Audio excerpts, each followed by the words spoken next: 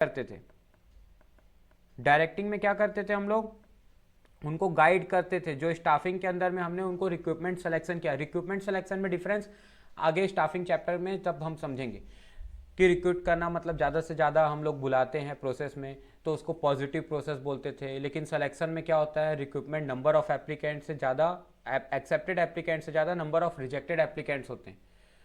तो उसमें हम लोग क्या करते थे, एक्सेप्टेड क्या है कम है और रिजेक्टेड क्या ज़्यादा, तो उसको हम क्या बोलते थे, नेगेटिव प्रोसेस बोलते थे, स्टाफिंग बोलते थे। फिर ट्रेनिंग डेवलपमेंट था। स्टाफिंग के बाद बेटा हम क्या करते थे, डायरेक्टिंग के अंदर में हम उनको बताते थे क्या काम करना है और देखते थे क्या वो काम कर रहे हैं कि नहीं कर रहे हैं। फिर कंट्रोलिंग था, जिसमें हम क्या करते थे, अपने एक्चुअल प्लान को स्टैंडर्ड प्लान्स के साथ कंपेयर करते थे कि हमारे जो बेस बनाया गया था स्टैंडर्ड, वो एक्चुअल परफॉर्मेंस वैसी हुई है कि नहीं हुई है, तो पॉजिटिव या नेगेटिव डेविएशन। बेटा ये जो आप लोगों ने पढ़ा था ना, ये दुनिया के हर जगह अप्लाई होता है, ये यूनिवर्सल कॉन्सेप्ट है, परवेसिव है ये। Planning, organising, staffing, directing, controlling, इन्हीं planning, organising, staffing, directing, controlling को जब हम जोड़ देते हैं और जोड़ करके मार्केटिंग के एरिया में लगाते हैं। अभी मैं आपको मार्केटिंग मतलब क्या बताया, मैंने आपको अभी मार्केटिंग मतलब बताया कि हम यहाँ पे कस्टमर की नीड को फोकस करते हुए सामान को डेवलप करके उनकी नीड को पूरा करते। पहले सामान बनाया नहीं, पहले पहचाना कि मार्केट के अंदर में क्या अपॉर्चुनिटी, रिसर्च करके, और उस रिसर्च करने के बाद मार्केट के अंदर में सामान बनाया, और बनाने के बाद उनकी नीड को सेटिस्फाई किया वो प्रोडक्ट बेच के। जैसे कि ये चश्मा मैंने लेंस कार्ट से लिया है, ठीक है, तो लेंस कार्ट वालों ने पहले क्या किया, हम लोगों की नीड को पहचाना कि आज की यूथ क्या पहनना पसंद करती है। उसके बाद उन्होंने क्या किया, वो प्रोडक्ट डेवलप किया, अलग अलग ब्रांड का प्रोडक्ट बनाया, जैसे कि उसको ब्रांडिंग करी, अलग पैकेजिंग करी। जैसे ये देखो जॉन जैकब का, अब ये मैं वो नहीं मार रहा हूँ, आप लोग को लग सकता है, बता रहा हूँ बस एक कि ये बनाया, ब्रांड बना करके लोगों की नीड समझी। अब भाई यहाँ नॉर्मल चश्मा दुकान वाले क्या करते हैं, जो बन गया है उसी को अच्छा पकड़ा करके आपको बेच देंगे, सेलिंग कॉन्सेप्ट। लेकिन लेंस कार्ट ने क्या किया, लोगों की नीड को पहचाना। क्योंकि देखो आज के डेट पे क्या हो गया ना, चश्मा एक ऑप्शनल हो गया। आप चाहो तो आप लेजर से अपना कुछ होता है इनका, वो करा लो, तो आपकी जो लेंसेज हैं, मतलब आपको लेंस भी नहीं लगवाना पड़ेगा, चश्मा भी नहीं लगवाना पड़ेगा, लेजर ऑपरेशन बोलते हैं, और उससे आपकी जो फोकल लेंथ बिगड़ जाती है वो ठीक हो जाती। लेकिन लोगों को क्या है, एक मतलब चश्मा पहनना है, एक उनके बॉडी के में एक आउटलुक में, एक उनके आउटलुक में एक जमने वाली चीज है। इस चीज को लेंस कार्ट ने समझा और समझते हुए लोगों की नीड के हिसाब से वो उस प्रोडक्ट को डेवलप किया, और फिर उसके बाद लोगों को सेटिस्फाई करा अपनी सर्विसेज प्रोवाइड करके, अपने गुड्स प्रोवाइड करके। तो जब लोगों की, कस्टमर की नीड फोकस हो जाता है, जिसमें कस्टमर का नीड पे फोकस हो, उसको हम क्या बोलते हैं, मार्केटिंग बोलते हैं। ये सेलिंग से ऊपर फोकस्ड है। वो सेलिंग जो होता था वो क्या होता था, वो प्रोड्यूसर को फोकस करता था, और ये किसको फोकस करता है, कस्टमर की नीड को फोकस करता है। इसको हम मार्केटिंग फिलोसॉफी भी बोलते हैं। एक सोसाइटल कॉन्सेप्ट भी आ जाएगा जो इससे थोड़ा और ऊपर होता है। जैसे कि मार्केटिंग के अंदर में अगर हमको कोई ग्राहक हमसे बोलता है कि हमको इंटॉक्सिकेंट प्रोडक्ट चाहिए, हमको नशे वाले प्रोडक्ट चाहिए, तो वो उसकी नीड को पूरा कर देगा, तो वो मार्केटिंग है, वो गलत नहीं, मार्केटिंग है। लेकिन सोसाइटल कॉन्सेप्ट क्या बोलता है, वो मस्ट बी एथिकल और सोसाइटल इन कॉन्सेप्ट होना चाहिए, सोशल वैल्यूज के साथ होना चाहिए। तो ऐसे कॉन्सेप्ट को सोसाइटल, तो ये बेसिकली एक ही कंपनी करती थी, टाटा ग्रुप जो है वो सोसाइटल कॉन्सेप्ट पे काम करता है, मार्केटिंग कॉन्सेप्ट पे काम नहीं करता। तो मार्केटिंग से भी बड़ा सोसाइटल होता है। बट सबसे इंपॉर्टेंट है मार्केटिंग समझना। हम कौन है, एक मार्केटिंग मैनेजर हैं। इसके लिए हमारे कंपनी में टॉप लेवल पोजीशन पे चीफ मार्केटिंग ऑफिसर, CMO की भी एक पोस्ट होती है, जो अंदर में आपकी मार्केटिंग कॉन्सेप्ट को संभालता है। लोगों की क्या नीड है, कैसे प्रोडक्ट को हमको डेवलप करना है, क्या क्या चीजें बनाना है, क्या क्या चीजें नहीं बनाना है, ये सब कुछ किसके अंदर में आ जाता है बेटा, मार्केटिंग के अंदर में आ जाता है।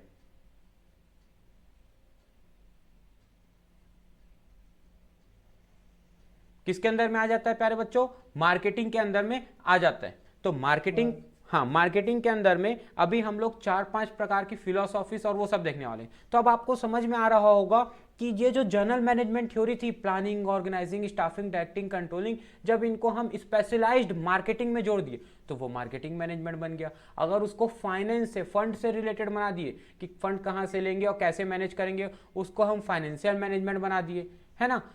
और वैसे ही वैसे ही अभी हम किसके बारे में पढ़ रहे हैं, मार्केट के अंदर में पढ़ रहे हैं, स्पेशलाइज्ड मार्केटिंग पढ़ रहे हैं कि मार्केट के अंदर में कैसे ये थ्योरीज लगी हुई है। तो चलिए अब हम इस चैप्टर को शुरू करते हैं, इसकी रीडिंग करेंगे और ये चैप्टर आज कंप्लीट करेंगे। इसमें क्या इंपॉर्टेंट है वो भी मैं आपको अभी बता दूंगा।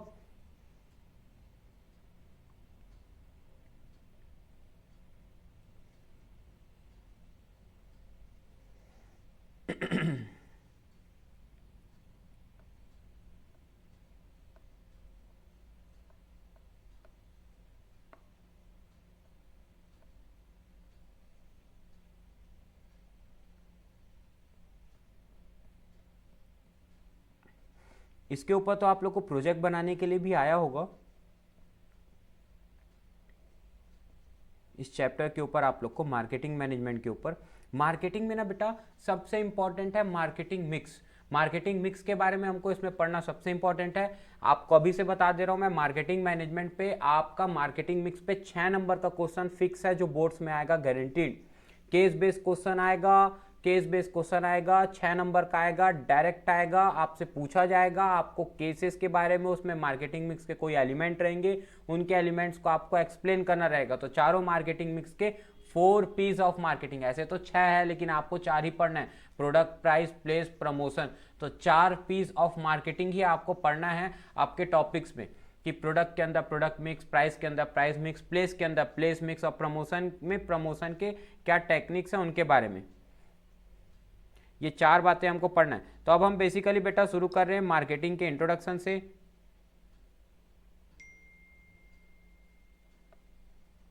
Marketing management refers to management of all the activities related to the market. तो मार्केटिंग मैनेजमेंट रिफर करता है मैनेज करना जो भी एक्टिविटीज लग रही है मार्केट से रिलेटेड में। ट्रेडिशनली उस समय कोई डिफरेंस नहीं था सेलिंग और मार्केटिंग के बीच में, but in the modern age जहां पे ग्लोबलाइजेशन आ चुका है, जहां पे कंज्यूमर क्या बन गया, मार्केट का किंग। मैंने ADAS में भी आपको यही समझाया था कि कंज्यूमर क्या है, मार्केट का राजा है। तो कंज्यूमर पे इकोनॉमी शिफ्ट कर चुकी, प्रोड्यूसर इकोनॉमी से consumers are now the kingpin of the market. तो यहाँ पे मार्केटिंग स्ट्रेटेजी का बहुत बड़ा रोल आ गया है और बहुत इंपॉर्टेंट हो गया कि अब भैया अपन को बार बार सामान बेचना है, उनको एक बार नहीं बेचना है, बार बार बेचना है। तो सेलिंग मत लगाओ, मार्केटिंग लगाओ। अब कुछ कॉमन मार्केटिंग की डेफिनेशन है, इसमें सबसे अच्छी और बड़ी डेफिनेशन और अच्छी भी है किसकी, फिलिप कोटलर की। इनकी डेफिनेशन से कभी कभी MCQ पूछ लेते हैं। तो बेटा देखिए क्या है इसमें, marketing management is the analysis of planning, implementation and control of programs designed to create, build and maintain mutual beneficial exchanges and relationship with the target market for the purpose of achieving organisational objective. तो organisation के objectives को fulfil करने के लिए जो भी हम लोग आपस में पैसे का लेन देन कर रहे हैं वो भी किसके हिसाब से, उस हिसाब से सामान को हमने क्या किया, डिजाइन किया है, प्रोग्राम किया है, क्रिएट किया है, उस हिसाब से सामान को। तो मार्केटिंग मैनेजमेंट एक एनालिसिस है, एक प्लानिंग है, एक इंप्लीमेंटेशन है, एक कंट्रोल है प्रोग्राम का जो कि डिजाइन किया गया है किसके हिसाब से, क्रिएट, बिल्ड और मेंटेन के हिसाब से, जिसमें दोनों का फायदा है, mutual benefit, exchanges and relationship किसके साथ, with the target market. Target market मतलब कस्टमर्स, जो कस्टमर आपका टारगेट है, मतलब मिडिल मैन का कस्टमर, रिच सामान बनाए, रिचर्स, मतलब अलग अलग टारगेट ग्रुप ऑफ पर्संस जिनको आप टारगेट करके वो प्रोडक्ट को डेवलप करो। और फॉर द पर्पस क्यों करा जाता है ये सब, तो ऑर्गेनाइजेशनल ऑब्जेक्टिव को पूरा करने के लिए। क्या होती है ऑर्गेनाइजेशनल ऑब्जेक्टिव, प्रॉफिट कमाना भैया। क्यों कर रहे हैं ये सब, प्रॉफिट कमाने के लिए कर रहे हैं। तो अल्टीमेट टारगेट यहाँ कोई हम किसी का सामाजिक फायदा करने नहीं बैठे हैं, बल्कि हम यहाँ पे सामान इसके हिसाब से प्लानिंग कर रहे हैं, इंप्लीमेंटेशन कर रहे हैं सारे प्रोग्राम्स को, ताकि हम वो सामान उस क्वालिटी का बिल्ड कर सके जिससे उनकी जो नीड थी वो पूरी हो सके। और ये सारी चीजें हम करेंगे किसमें, प्रॉफिट में। ये हमारा टारगेट था, मतलब सामान ऐसा बनाओ कि उनके फायदे का हो और उनसे पैसे कमा लो, ये बोलना चाह रहे, यही मार्केटिंग है। अब मार्केटिंग एक ऐसा सोशल प्रोसेस है इंडिविजुअल और ग्रुप्स का जिसमें वो ऑब्टेन करते हैं need and want through creating offering. और ये बहुत इंपॉर्टेंट है, सुनो, इन्हीं को फीचर्स बना देगा नीचे। तो ये डेफिनेशन से हमारा फीचर भी कंप्लीट हो जाएगा, इसलिए हम इन पे फोकस करें। मार्केटिंग एक ऐसा सोशल प्रोसेस है जिसमें इंडिविजुअल या ग्रुप क्या करता है, ऑब्टेन करता है कि उनको क्या नीड और वांट है through creating, offering and freely exchange of product and services of values with other. Marketing एक ऐसा सोशल कॉन्सेप्ट है जिसमें इंडिविजुअल या ग्रुप क्या करता है, ऑब्टेन करता है व्हाट दे नीड, मतलब इंडिविजुअल या ग्रुप बोलने का मतलब कंपनी क्या ऑब्टेन करती है, जानकारी ऑब्टेन करती है, क्या वो चाहते हैं, वे चाहते हैं, दे नीड मतलब कस्टमर क्या चाहते हैं, and want through creating, offering and freely exchange product. और कैसे करती है, मार्केट में क्रिएट करके, सामान बना के, पहले ट्रायल करके देखती, बना के देखती क्या चल रहा है क्या नहीं चल रहा है, सब तो वो जो चल रहा है मतलब वो नीड हो रहा है कस्टमर का, उसके हिसाब से डेवलप करती है सामान को। अब 3 कैमरे 4 कैमरे क्यों आना शुरू हुए, क्योंकि 3 कैमरे 4 कैमरे बिकने शुरू हुए, तो फिर एप्पल के बिके तो सभी लोगों ने अपने फोन पे 3-3 कैमरा बनाना शुरू कर दिया, मार्केट की नीड को समझते हुए। वो टेलीफोटो लेंस दिए पड़े हैं, वो उस पर वाइड एंगल दिए पड़े हैं, उसमें नॉर्मल कैमरे के साथ ये सारे फीचर भी जोड़ते गए। तो ये क्या हो गया, आपका मार्केट के अंदर क्रिएट किया, ऑफर किया और फ्रीली एक्सचेंज करा प्रोडक्ट का, मतलब इसमें कोई प्रकार का बायसनेस नहीं रखा, किसी प्रकार का कोई गवर्नमेंट इंटरफेरेंस नहीं रखा, फ्रीली मार्केट के अंदर में बिक रहा है सामान, गुड्स भी और सर्विसेज भी, किनके साथ, वैल्यूज विद अदर्स के साथ में। तो यही मार्केटिंग समझा है। तो मार्केटिंग में हमारा सबसे इंपॉर्टेंट काम क्या होता है, लोगों की नीड एंड वांट को पहचानना। तो सबसे पहला फीचर क्या बना दिया बेटा मार्केटिंग का, need and want. The focus of marketing is need and want of customers. All the activities in the market are carried out with the main motive of satisfying customer need and want. तो जो भी market के अंदर में लगाया जा रहा है स्ट्रेटेजी, उनका मेन मोटिव क्या है, सेटिस्फाई करना नीड एंड वांट किसकी, कस्टमर्स की। कस्टमर्स की नीड एंड वांट को सेटिस्फाई करना ही ऑर्गेनाइजेशन का मेन मोटिव है मार्केटिंग के अंदर में। ये लिखना पड़ेगा एग्जाम में, जो जो हाईलाइट कर रहा हूं वो इंपॉर्टेंट पॉइंट्स हैं। फिर आगे बोल रहा है create a market offering. Market offering means offering a product और service by specifying its feature, shape, size, colour etcetera.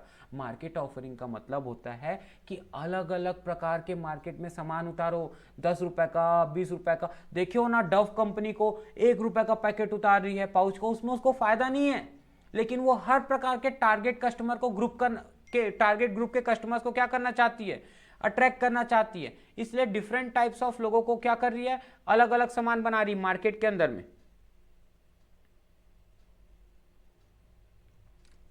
अलग अलग टाइप के सामान बना रही मार्केट के अंदर में।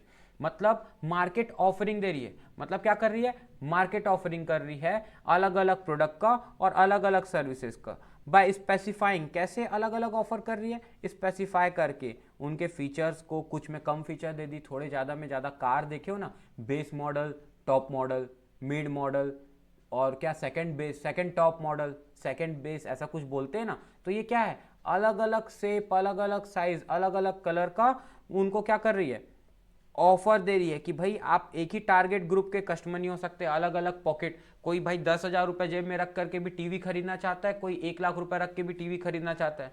तो वो क्या करेगी कंपनी, 10,000 से लेके 1 लाख तक के बीच की टीवी बनाएगी, ताकि अलग अलग लोगों को मार्केट में ऑफर दिया जा सके। ये बोला है दूसरा। तो सबसे पहला क्या था, नीड एंड वांट पहचानना। फिर मार्केट को ऑफरिंग के लिए डिफरेंट टाइप्स ऑफ प्रोडक्ट उनके शेप, साइज, कलर के बेसिस पे डिफरेंशिएट करके बनाना, ताकि हर प्रकार के कस्टमर्स के नीड को सेटिस्फाई किया जा सके। डब्बा वाला फ़ोन से लेकर के स्मार्टफोन तक बनाना, डब्बा वाला फ़ोन बुजुर्गों से लेकर के या जिनको ज़्यादा नीड नहीं है उनसे लेकर के आज के यूथ तक के लिए सिस्टम को बनाना। कुछ कुछ में देखना एनवीडिया का ग्राफिक कार्ड, कुछ कुछ में देखना मीडिया टेक का अच्छे प्रोसेसर लगे होते हैं, गेमिंग फ़ोन्स होते हैं, कुछ कैमरा फ़ोन होते हैं। तो हर एक का ना अपना एक ऑफरिंग हो गया जो स्पेसिफाई करते हैं लोगों को क्या नीड है, उसके हिसाब से अपने प्रोडक्ट को ऑफर्स देना। फिर क्या कर रहे हैं, कस्टमर वैल्यू। बेटा देखो, कस्टमर वैल्यू इंपॉर्टेंट चीज़ है। आपने प्रोडक्ट बना दिया, लोगों की नीड भी पहचान ली और प्रोडक्ट भी बना दिया, पर वो प्रोडक्ट ना 10 लाख का था, आप लोगे क्या, वो फ़ोन लोगे 10 लाख का? नहीं लोगे ना। तो हमेशा क्या होना चाहिए, वैल्यू फॉर मनी होना चाहिए। क्या होना चाहिए, वैल्यू फॉर मनी, मतलब कि जो प्राइस आपने रखी है उसको देने के लिए कस्टमर रेडी होना चाहिए। क्या होना चाहिए, customer is ready to give the price for the product only when he get satisfaction और only when its offering utility matching to the price. MUX is equal to PX पढ़ा है ना 11वीं क्लास में आप लोगों ने, बस वही बात यहाँ पे किया है कि भाई इसकी जो मार्जिनल यूटिलिटी है वो इसके प्राइस से क्या होनी चाहिए, मैच होनी चाहिए। कस्टमर वैल्यू बहुत इंपॉर्टेंट चीज है। तीसरा, चौथा हमको क्या बोला है बेटा, exchange mechanism. The fourth one is exchange mechanism. What is exchange mechanism? अब ये सब चीज किस में करोगे, आदान प्रदान में एक्सचेंज मैकेनिज्म इन्वॉल्व करता है कि आप यहाँ से प्रोडक्ट्स और दो और बदले में क्या लो, मनी और मनी वर्थ लो। ठीक है। एक्सचेंज में कस्टमर पे करता है पैसा और रिटर्न में उसको क्या मिल जाता है, सामान मिल जाता है, जिससे क्या होता है दोनों की नीड्स एंड वांट्स जो है वो क्या होती है, फुलफिल होती है। एक्सचेंज क्या है, एक एसेंस है किसका, मार्केटिंग का। Exchange is the essence of marketing. Essence मतलब जान है मार्केटिंग की। बिना एक्सचेंज के तो भैया आप अरे भाई कमाओगे ही नहीं, कमाओगे ही नहीं तो खाओगे क्या, क्यों कर रहे हो इतनी माथा पड़ी, क्यों बना रहे हो सामान। भैया ये सब चीज़ हम बना रहे हैं किस लिए, प्रॉफिट कमाने के लिए। तो एक्सचेंज मैकेनिज्म के बिना तो बेचारा मार्केटर, बेचारा प्रोड्यूसर तो मर जाएगा, है ना। तो क्या बोल रहा है, एक्सचेंज होने के लिए क्या क्या प्री कंडीशंस हैं, एक्सचेंज मैकेनिज्म या पिलर्स ऑफ मार्केटिंग। कभी कभी पूछ लेता है 4 नंबर में, फोकट का मार्क्स 4 नंबर में पूछ देता है। क्या पूछ देता है कि what are the preconditions of exchange mechanism, बताओ बताओ बताओ बताओ। तो हमको लिखना पड़ेगा भैया एटलीस्ट 2 पार्टीज इन्वॉल्व हो, एक बायर और दूसरा सेलर, या कस्टमर और मार्केटर। दूसरा बोल रहा है क्या, दोनों पार्टीज को एक दूसरे के पास में कुछ वैल्यूएबल दिखना चाहिए। तुमको उनके जेब में रखा पैसा और उनको तुम्हारे पास पड़ा हुआ सामान जो तुमने बनाया, गुड्स या सर्विसेज। तीसरा क्या है, both the parties are free to accept और रिजेक्ट ऑर्डर। ऐसा नहीं होना चाहिए कि दुकानदार कनपट्टी पे बंदूक रख के बोल रहे चल खरीद चल खरीद, ऐसा नहीं होना चाहिए। कोअर्सन, अनड्यू इन्फ्लुएंस, ये सब नहीं होना चाहिए। बल्कि क्या होना चाहिए भैया, both the parties are free to accept and free to reject, free to accept and free to reject the offer. फिर क्या बोला है, each party feel desirable to deal with other. हर एक पार्टी इच्छुक होनी चाहिए दूसरे पार्टी के साथ में क्या करने के लिए, डील करने के लिए। अब भाई इंटरेस्टेड ही नहीं है तो कहीं पे वहां एक्सचेंज मैकेनिज्म होगा क्या, नहीं है। जहां एक्सचेंज मैकेनिज्म नहीं वहां मार्केटिंग नहीं लगती। फिर each party is capable of communication and delivery. ऐसा नहीं होना चाहिए कि जैसे कि मैं आप लोगों को पढ़ाने की बात किया, आप लोगों ने मुझे फी पे करी, मैं आप लोगों को पढ़ा रहा हूं, अब पता चल रहा है कि मुझे कुछ प्रॉब्लम्स आ गई जिसके चलते मैं आवाज़ से बोल नहीं पा रहा हूं और पढ़ा नहीं पा रहा हूं। तो क्या अब मैं कैपेबल बचा आप लोगों को डिलीवरी देने के लिए अपनी सर्विसेज, नहीं बचा ना। तो वही लिख रहा है, ये भी कंडीशन एक इंपॉर्टेंट है कि दोनों ही पार्टी कैपेबल होनी चाहिए कम्युनिकेट करने के लिए, प्रॉपर चीज़ों को बता पाने के लिए, या अपने बोले हुए गुड्स और सर्विस की डिलीवरी दे पाने के लिए। तो ये कुछ कंडीशंस थी मार्केटिंग की। 4 इंपॉर्टेंट क्या क्या थे बेटा, फिर से बोले मार्केटिंग के, need and want, create a market offering, customer value और एक्सचेंज मैकेनिज्म। जरा चारों में हमको बताना क्या क्या चीजें थी। तो नीड एंड वांट में था लोगों की नीड को पहचानते हुए फिर मार्केट के अंदर में अलग अलग प्रोडक्ट को ऑफर करना, अलग अलग स्पेसिफिकेशंस के, अलग अलग प्राइस के। जितना अच्छा मार्केटिंग ऑफरिंग रहेगा उतना ही ज़्यादा मार्केट को कैप्चर कर पाओगे। फिर कस्टमर वैल्यू के हिसाब से सामान को उनकी यूटिलिटी के हिसाब से प्राइस मैच करते हुए प्राइस रखना, वैल्यू फॉर मनी बनाने की कोशिश करना, और ये सब चीज़ें एक्सचेंज मैकेनिज्म के थ्रू करना। बिना इसके कोई भी मार्केटिंग कंप्लीट नहीं हो सकती। Exchange mechanism is the essence of marketing. क्या ये 4 बातें क्लियर है बेटा आप लोगों को? क्या पढ़ा हमने, ये फीचर्स ऑफ मार्केटिंग क्लियर है? Yes sir. अब इसके बाद यस बेटा, सर। अब इसके बाद बेटा आ जाता है मार्केटिंग के मैनेजमेंट फिलोसॉफीज। तो हम इसको सीधा टेबल से पढ़ेंगे, इनको कुछ पढ़ने की जरूरत नहीं है आपको बोर्ड्स में, इन पेजेस को आप स्किप कर सकते हो। और मेरे प्यारे प्यारे बच्चों, आप लोगों से हाथ जोड़ के विनती है कि कृपया करके खुद रीडिंग करके पढ़ें। आप किसी यूट्यूब पे भरोसा ना करें, कोई भी यूट्यूब आपका सहारा नहीं बनेगा। पढ़ोगे तो लिख पाओगे बेटा। हाथ जोड़ के विनती है आप सभी से, प्लीज प्लीज बुक रीडिंग करना, क्योंकि जब आप बुक रीडिंग करोगे ना तब आपके आंसर्स की क्वालिटी लिखते समय अच्छी होगी। बोलने का पेपर नहीं है बेटा, तेरे को आता है सब, दिमाग से सब पता है, तू होशियार है, मुझे भी पता है, पर तू लिख नहीं पाएगा ना उस चीज को तो तेरे को बोर्ड से मार्क्स नहीं मिलेगा, तेरा मार्क्स कम हो जाएगा।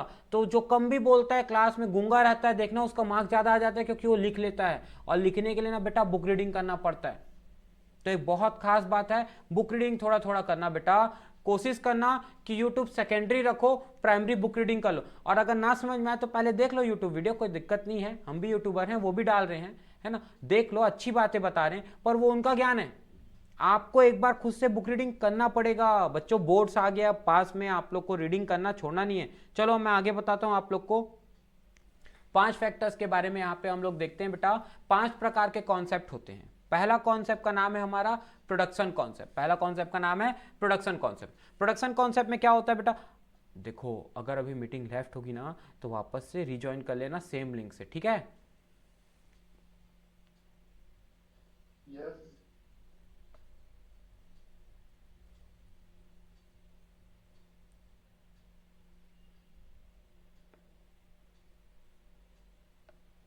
चलिए बेटा देखते हैं हम लोग। सबसे पहला है हमारा प्रोडक्शन कॉन्सेप्ट। प्रोडक्शन कॉन्सेप्ट के अंदर में क्या होता है मालूम, हमारा फोकस होता है सिर्फ क्वांटिटी पे।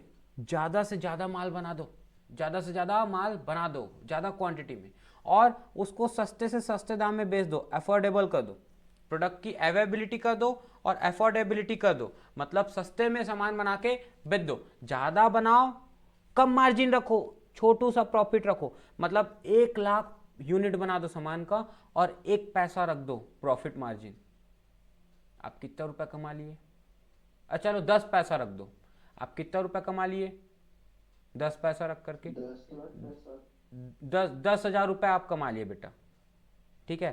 10,000 रुपये कमा लिए 1 लाख में आप, अगर आप 10 पैसा का मार्जिन रख दिए तो 10,000 रुपये बेटा आपका प्रॉफिट मार्जिन बन गया। सही बोल रहा हूँ, गलत तो नहीं बोल रहा हूँ कहीं? सर समझ गया।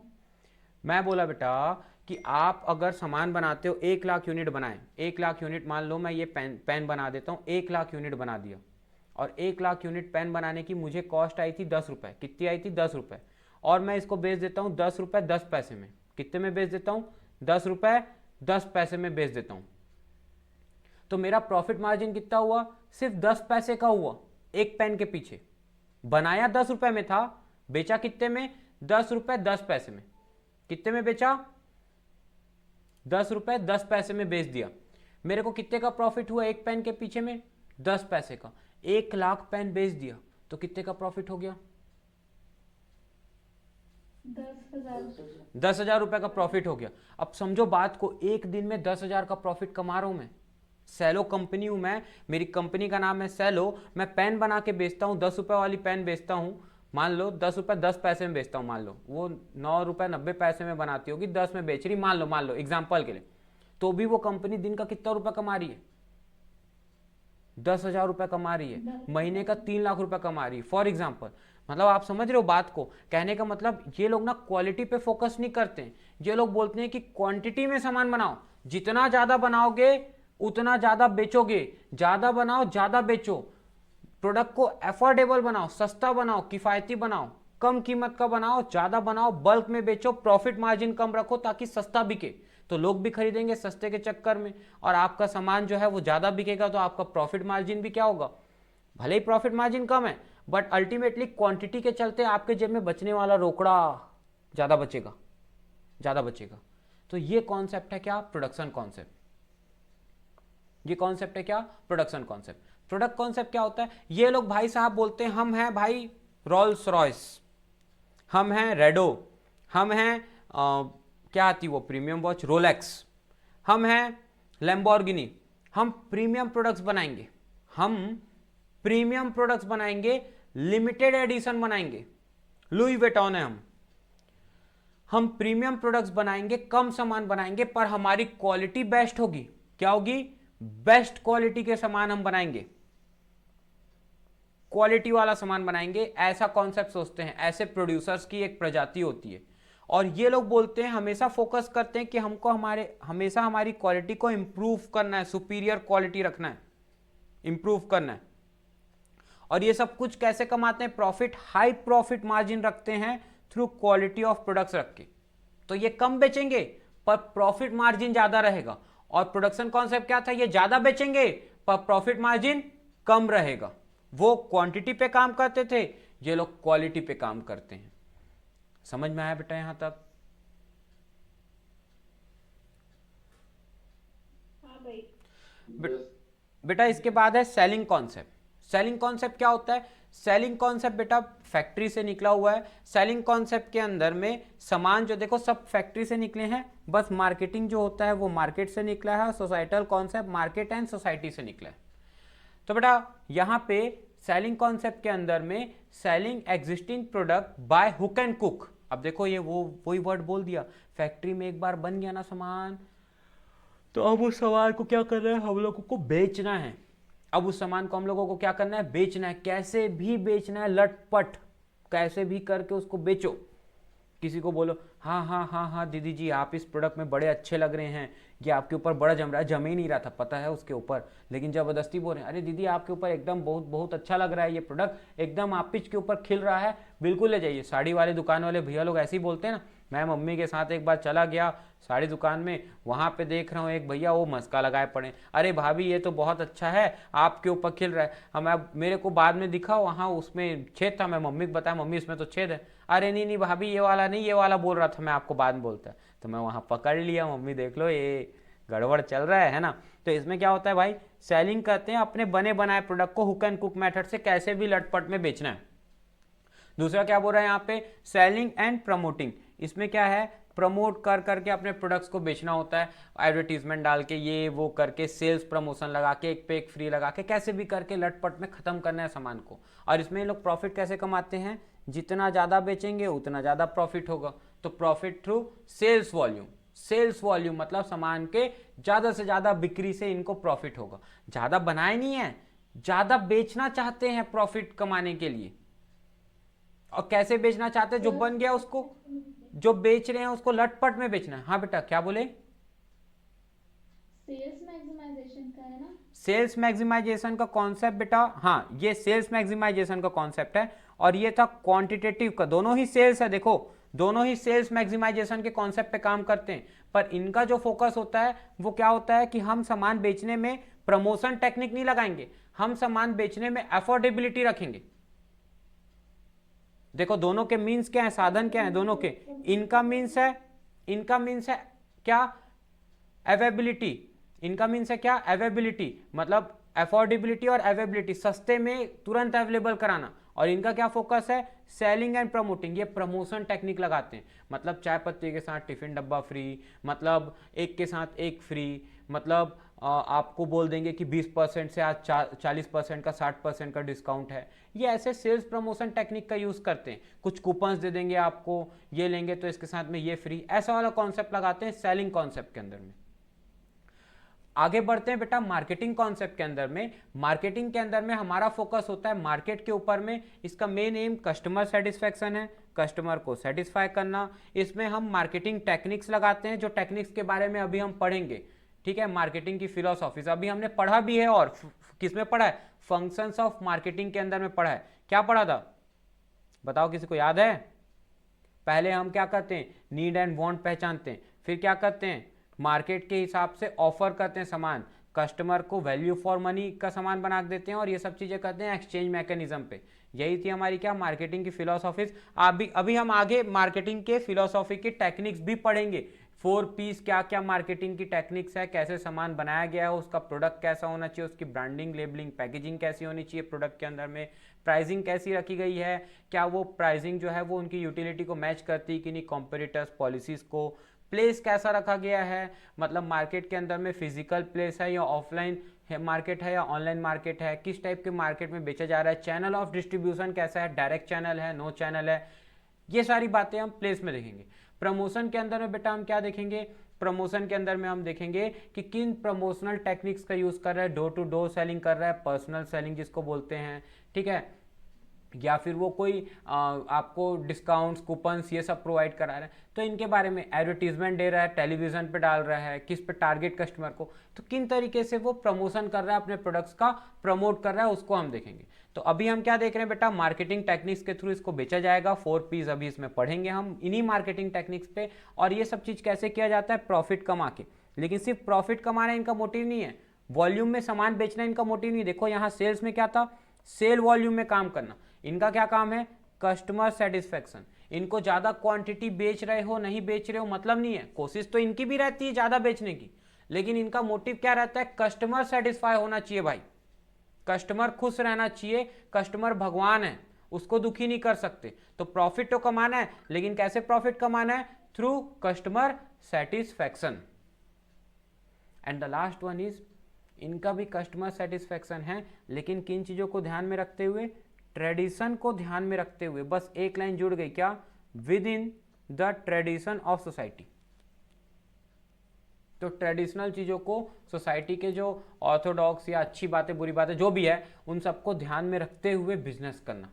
ताकि सोसाइटी के अपने रूल्स को, सोसाइटल एथिक्स को किसी प्रकार का डिसरिस्पेक्ट ना हो, डिसरिगार्ड ना हो और हार्म ना पहुंचे, उनको डिसरिस्पेक्टफुल ना हो।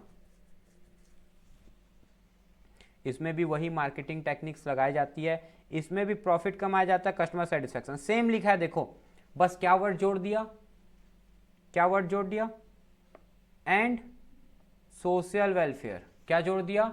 And social welfare.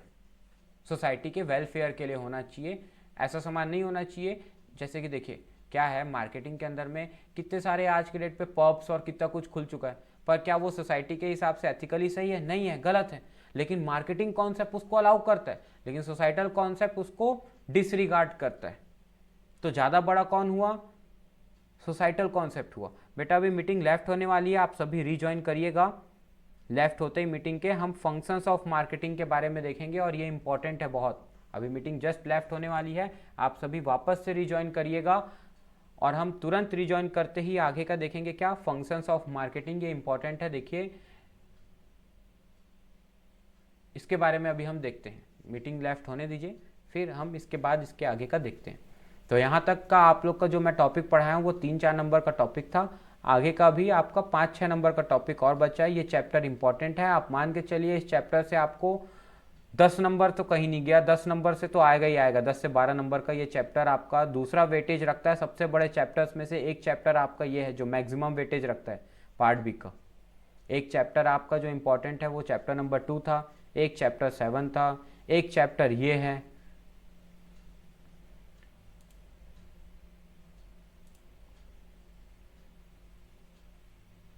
फंक्शन मतलब एक प्रकार से हमको काम बता रहा है मार्केटिंग का। मार्केटिंग का क्या काम है? तो बेटा मार्केटिंग का काम क्या है? मार्केटिंग का काम है कि मार्केट से इंफॉर्मेशन गैदर करना। पहले जाओ मार्केट में, मान लो मेरे को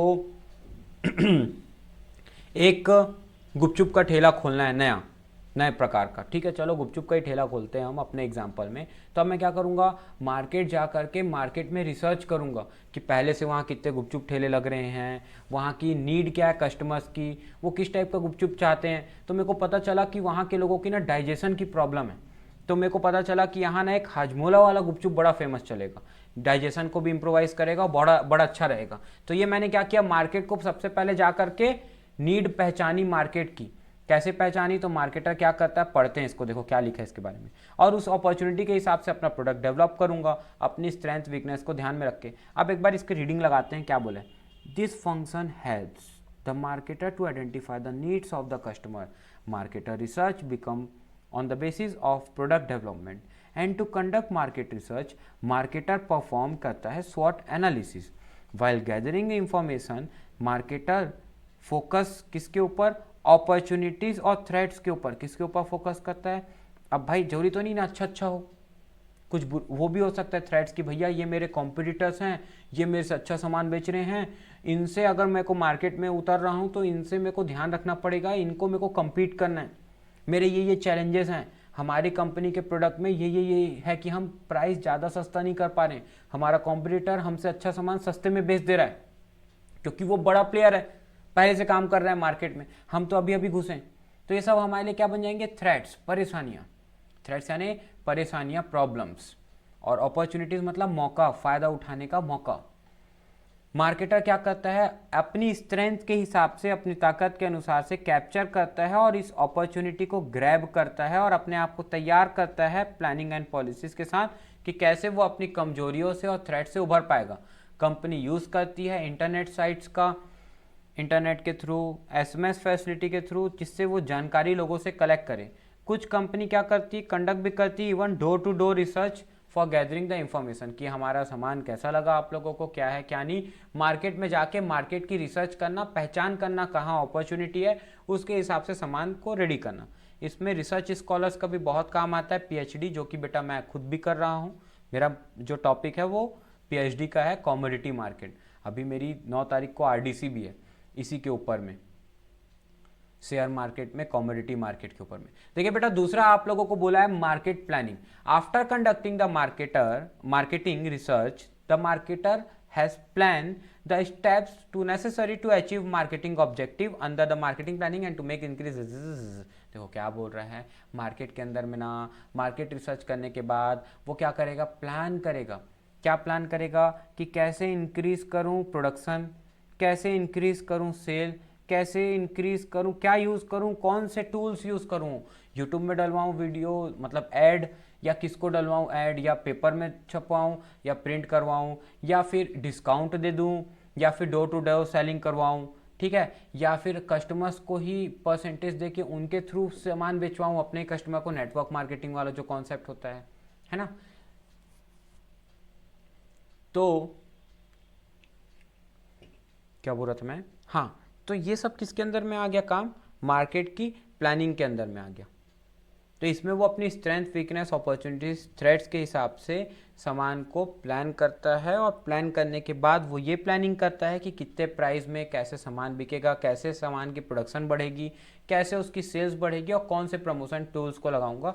ये सब कुछ हो गया उसकी मार्केट की प्लानिंग करना। पहले मार्केट में शॉर्ट एनालिसिस लगा के अपॉर्चुनिटीज़ को ग्रैब किया, तो उसको हम क्या बोलते हैं, gathering and analysis market information या मार्केट रिसर्च। पहला क्या था, gathering and analysis market information and market research. दूसरा है क्या, मार्केट के अंदर में प्लानिंग करना, मार्केट के अंदर प्लान करना सामान को, स्ट्रेंथ, वीकनेस, अपॉर्चुनिटीज, थ्रेट्स लगा करके। फिर क्या करता है, मार्केटिंग प्लान करने के बाद प्रोडक्ट को डिज़ाइन एंड डेवलपमेंट करता है, मतलब प्रोडक्ट बनाएगा। अब प्लानिंग कर लिया तो प्लानिंग करने के बाद क्या करेगा, प्रोडक्ट डेवलप करेगा। तो हर एक मार्केटर जो होता है वो ऑफर करता है अपने प्रोडक्ट और सर्विसेज को कस्टमर को, बट व्हाट प्रोडक्ट और services have to be offered must be plan. पर जो भी सामान बनाया जा रहा है, जो ऑफर किया जा रहा है, वो प्लानिंग के साथ में होना चाहिए।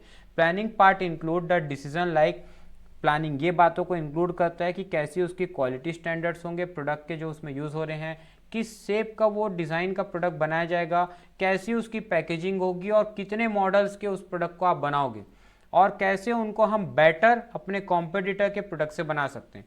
तो ये सारे डिसीजंस को प्रॉपरली लेने के बाद, प्लानिंग करने के बाद ही प्रोडक्ट की क्या करी जाती है, डिज़ाइन और उसकी डेवलपमेंट करी जाती है। तो आफ्टर प्रॉपर प्लानिंग हम प्रोडक्ट की डिज़ाइन और डेवलपमेंट पे फोकस करते हैं। पहला काम हम क्या करते हैं, मार्केट की इंफॉर्मेशन को गैदर करते हैं। मार्केट के अंदर में रिसर्च करने के बाद हम मार्केट में प्लानिंग करते हैं। प्लान के अंदर में हम लोग क्या सामान कैसा बनाया जाएगा, कितने का बनेगा, कैसे बेचा जाएगा, कितने का बिकेगा, सब बात कर लेते हैं। फिर हम एक्चुअल में प्रोडक्ट को डिज़ाइन और उसको डेवलप करते हैं, मतलब प्रोडक्ट बनाते हैं। फिर हम उसमें क्या करते हैं, अलग अलग क्वालिटी के सामान बनाते हैं। 1 रुपए का डव का शैम्पू, 2 रुपए 3 रुपए का भी जो भी आता होगा उसका शैम्पू, 200 रुपए वाली बॉटल और 1200 रुपए वाली बॉटल, डव की बड़ी वाली बॉटल। तो अलग अलग में हम उसको क्या कर दिए, ग्रेड कर दिए, मतलब अलग अलग क्वांटिटी के हिसाब से अलग अलग प्राइस रख दिए। ऐसे ही उसकी quality, quantity, shape, size, packing, qualities के बेसिस पे उसको हम स्टैंडर्ड और ग्रेडिंग बना रहे हैं कि ये अच्छे स्टैंडर्ड का है, ये थोड़ा उससे कम स्टैंडर्ड का है, ये थोड़ा और कम स्टैंडर्ड का है। ऐसे हम रेंज बना रहे हैं अलग अलग प्राइस देते हुए। तो स्टैंडर्डाइजेशन एंड ग्रेडिंग। स्टैंडर्ड मतलब देखो बेटा, ग्रेडिंग हो गया ये तो अलग अलग। स्टैंडर्डाइजेशन मतलब क्या होता है, दोनों में डिफरेंस है। स्टैंडर्डाइजेशन का मतलब होता है बेटा एक ही प्रकार का सामान। देखना आप जब कभी डव का शैम्पू ओपन करेंगे तो उसका जो प्रोडक्ट आपको 2 रुपए 3 रुपए वाले में मिलेगा, वही प्रोडक्ट आपको उसको 200 रुपए वाली बॉटल में भी मिलेगा, सेम है। बस अंतर क्या है, वो छोटे पाउच में उसकी क्वांटिटी कम है तो उसकी प्राइस कम है, वो बड़े डब्बे में तो उसकी क्वांटिटी ज़्यादा है तो उसकी प्राइस भी कम है। एक जैसा स्टैंडर्ड का सामान स्ट्रिक्टली इसलिए बनाया जाता है, इससे कंपनी की गुडविल इंप्रूव होती है सेम क्वालिटी के। और जनरली आपने ग्रेडिंग देखी होगी एग्रीकल्चर प्रोडक्ट्स पे, जैसे कि गेहूं, चावल, पल्सेस, दाल। दाल अलग अलग वैरायटी के आते हैं, गेहूं चावल अलग अलग वैरायटीज के आते हैं। तो ये आप लोग का बेटा क्या था, स्टैंडर्डाइजेशन एंड ग्रेडिंग। अब क्या है बेटा आप लोगों का, packaging and labelling. Packaging and labelling, पहला देखो, पहला क्या था, याद भी करते जाओ। पहला था market gathering and analysis, market information, market research. दूसरा क्या था, मार्केट प्लानिंग। तीसरा क्या था, याद नहीं आ रहा मेरे को, याद दिलाओ तो। स्टैंडर्डाइजेशन नहीं, ये तो अभी चौथा था ना। तीसरा क्या था, प्रोडक्ट डिजाइनिंग एंड हाँ प्रोडक्ट डिजाइनिंग, हाँ thank you OC, product designing and development था। चौथा क्या था, स्टैंडर्डाइजेशन एंड ग्रेडिंग। फिफ्थ क्या देख रहे हैं हम लोग देख रहे हैं packaging and labelling. Fifth is packaging and labelling. अब हम फोकस करेंगे उसके पैकेजिंग पे, अब हम फोकस करेंगे उस प्रोडक्ट के पैकेजिंग पे कि भैया हमारा पैकेजिंग कैसा रहेगा और लेबलिंग कैसा रहेगा। तो पैकेट हमेशा ना, हम लोग पैक्ड प्रोडक्ट को हमेशा सप्लाई हम पैक फॉर्म में करते हैं। पैकेजिंग रिफर करता है प्रोडक्ट की डिजाइनिंग के ऊपर, रैपर्स, कार्टून्स एक्सेट्रा, जो कि हम पैक करने के लिए उस प्रोडक्ट को करे होते हैं। पैकेजिंग एक बहुत इंपॉर्टेंट रोल प्ले करता है, क्योंकि एक अट्रैक्टिव पैकेजिंग हमारा साइलेंट सेल्समैन के रूप में भी काम करता है, क्योंकि वो इंड्यूस करता है, मनाता है कस्टमर को कि खरीदो। एक अच्छे पैकेट में सामान, बेटा देखना आप लोग आजकल क्या हो चुका है, आजकल जो मेरे बहुत सारे दोस्त लोग हैं, कुछ दोस्त उसमें से सिंधी भी हैं, तो जो कुछ हमारे सिंधी दोस्त लोग हैं उन लोग भी ये चीज़ समझ चुके हैं कि उनकी क्वालिटी अच्छी है। खास करके मेरे 2 दोस्त हैं, मैं नाम नहीं लूँगा पब्लिक प्लेस पे, ठीक है, पर बस मैं उनका काम बता देता हूँ। तो वो बहुत अच्छे क्वालिटी के सामान बना रहे हैं बेटा। वो लोग ना मतलब आटों को, अलग अलग प्रकार के आटों को, सिंघाड़े के आटे, जो सिंघाड़े खाने वाले आते हैं ना, उनके आटे सुखो के वो सब बनाते हैं अलग अलग प्रकार के। वो आटों को क्या है, वो जब पैकेजिंग करके बेचते थे ना तो लूज पैकेट्स में बेचते थे, तो कोई लोग उनको पसंद नहीं करते थे, मतलब ज़्यादा बिकता नहीं था। लेकिन जब वो क्या करे, एक कंपनी में लोन लेकर के, बैंक से, एक कंपनी से बात करके एक बढ़िया वाली पैकेजिंग मंगाए प्लांट, और ये यहीं की बात कर रहा हूँ, ज़्यादा दूर की बात नहीं कर रहा हूँ, अपने ही रायगढ़ एरिया के आसपास की बात कर रहा हूँ। तो उन लोगों ने क्या किया, एक अच्छा कुछ 1.5-2 करोड़ रुपए का सेटअप लगा करके अच्छी पैकेजिंग की प्लांट मंगा ली, और अच्छे पैकेजिंग में उस प्रोडक्ट को बेचना शुरू किया, पैकेट्स बना के अलग अलग उसके क्वांटिटीज के, और ये बना करके बेचना शुरू किया। आज उनका काम इतना बढ़ चुका है कि वो 2-2, 3-3 जगुआर रखा हुआ है, उसमें घूमता है वो। तो पैकेजिंग जो है वो कहीं ना कहीं आपका साइलेंट सेल्समैन का काम करता है। मतलब अच्छा पैकेजिंग में लोग सोचते हैं कि भाई जब इसकी पैकेजिंग में इतना खर्चा किया है इस प्रोडक्ट की, तो वो पैकेट्स में इतना खर्चा किया, तो सोचो प्रोडक्ट कैसा होगा। तो कहीं ना कहीं पैकेजिंग साइलेंट सेल्समैन का काम करता है। लेबलिंग क्या है, तो बेटा लेबलिंग रिफर करता है informative part of packaging. Through labels important information is given to the customer. Labels के थ्रू इंपॉर्टेंट इंफॉर्मेशन भी दी जाती है, और कई बार स्टैट्यूटरी कंप्लायंसेस भी होते हैं, उस पर जरूरी बातों को लिखना भी जरूरी होता है। फूड प्रोडक्ट्स के ऊपर में जो बोला गया, तो उनको भी पूरा करने के लिए लेबलिंग करा जाता है। लेबल्स मतलब उसके ऊपर में कुछ लिखना, और पैकेजिंग मतलब कि उस प्रोडक्ट को आउटर इन्वायरमेंट से प्रोटेक्ट करना, बचाना, कन्वीनियंट करना, एक जगह से दूसरी जगह शिफ्ट करना। और सबसे इंपॉर्टेंट फीचर पैकेजिंग का है साइलेंट सेल्समैन का काम करना। अट्रैक्टिव होने के चलते अट्रैक्टिव पैकेजिंग इंड्यूस करता है कस्टमर्स को कि वो ज़्यादा से ज़्यादा सामान खरीदें, इसीलिए हम पैकेजिंग को एक साइलेंट सेल्समैन बोलते हैं। मैं इस पर 2-3 बार इसलिए बोला क्योंकि आपसे यहाँ से क्वेश्चन पूछा जाएगा केस बेस घुमा करके। फिर है बेटा क्या, पैकेजिंग एंड लेबलिंग के बाद में ब्रांडिंग मतलब आप अपने कंपनी का नाम ब्रांड बनाओ, एक स्पेशल नेम दो, अपने चीज़ों को स्पेशल ब्रांड बनाओ, आप अपने नाम को दो जिससे आपके प्रोडक्ट बिके। जैसे सोनी, बीपीएल एक्सेट्रास, बीपीएल की जगह जेबीएल लिखना चाहिए, आज जेबीएल को हम जानते हैं, ठीक है। जैसे कि कुछ कंपनी अपने नाम को भी यूज़ करती है, कुछ कंपनी जो है जैसे एयरटेल, टाइड, ये अपने प्रोडक्ट को ही नाम दे देती है, Ariel Tide, sorry my mistake. Special brand name select कर जाते हैं कंपनी के द्वारा।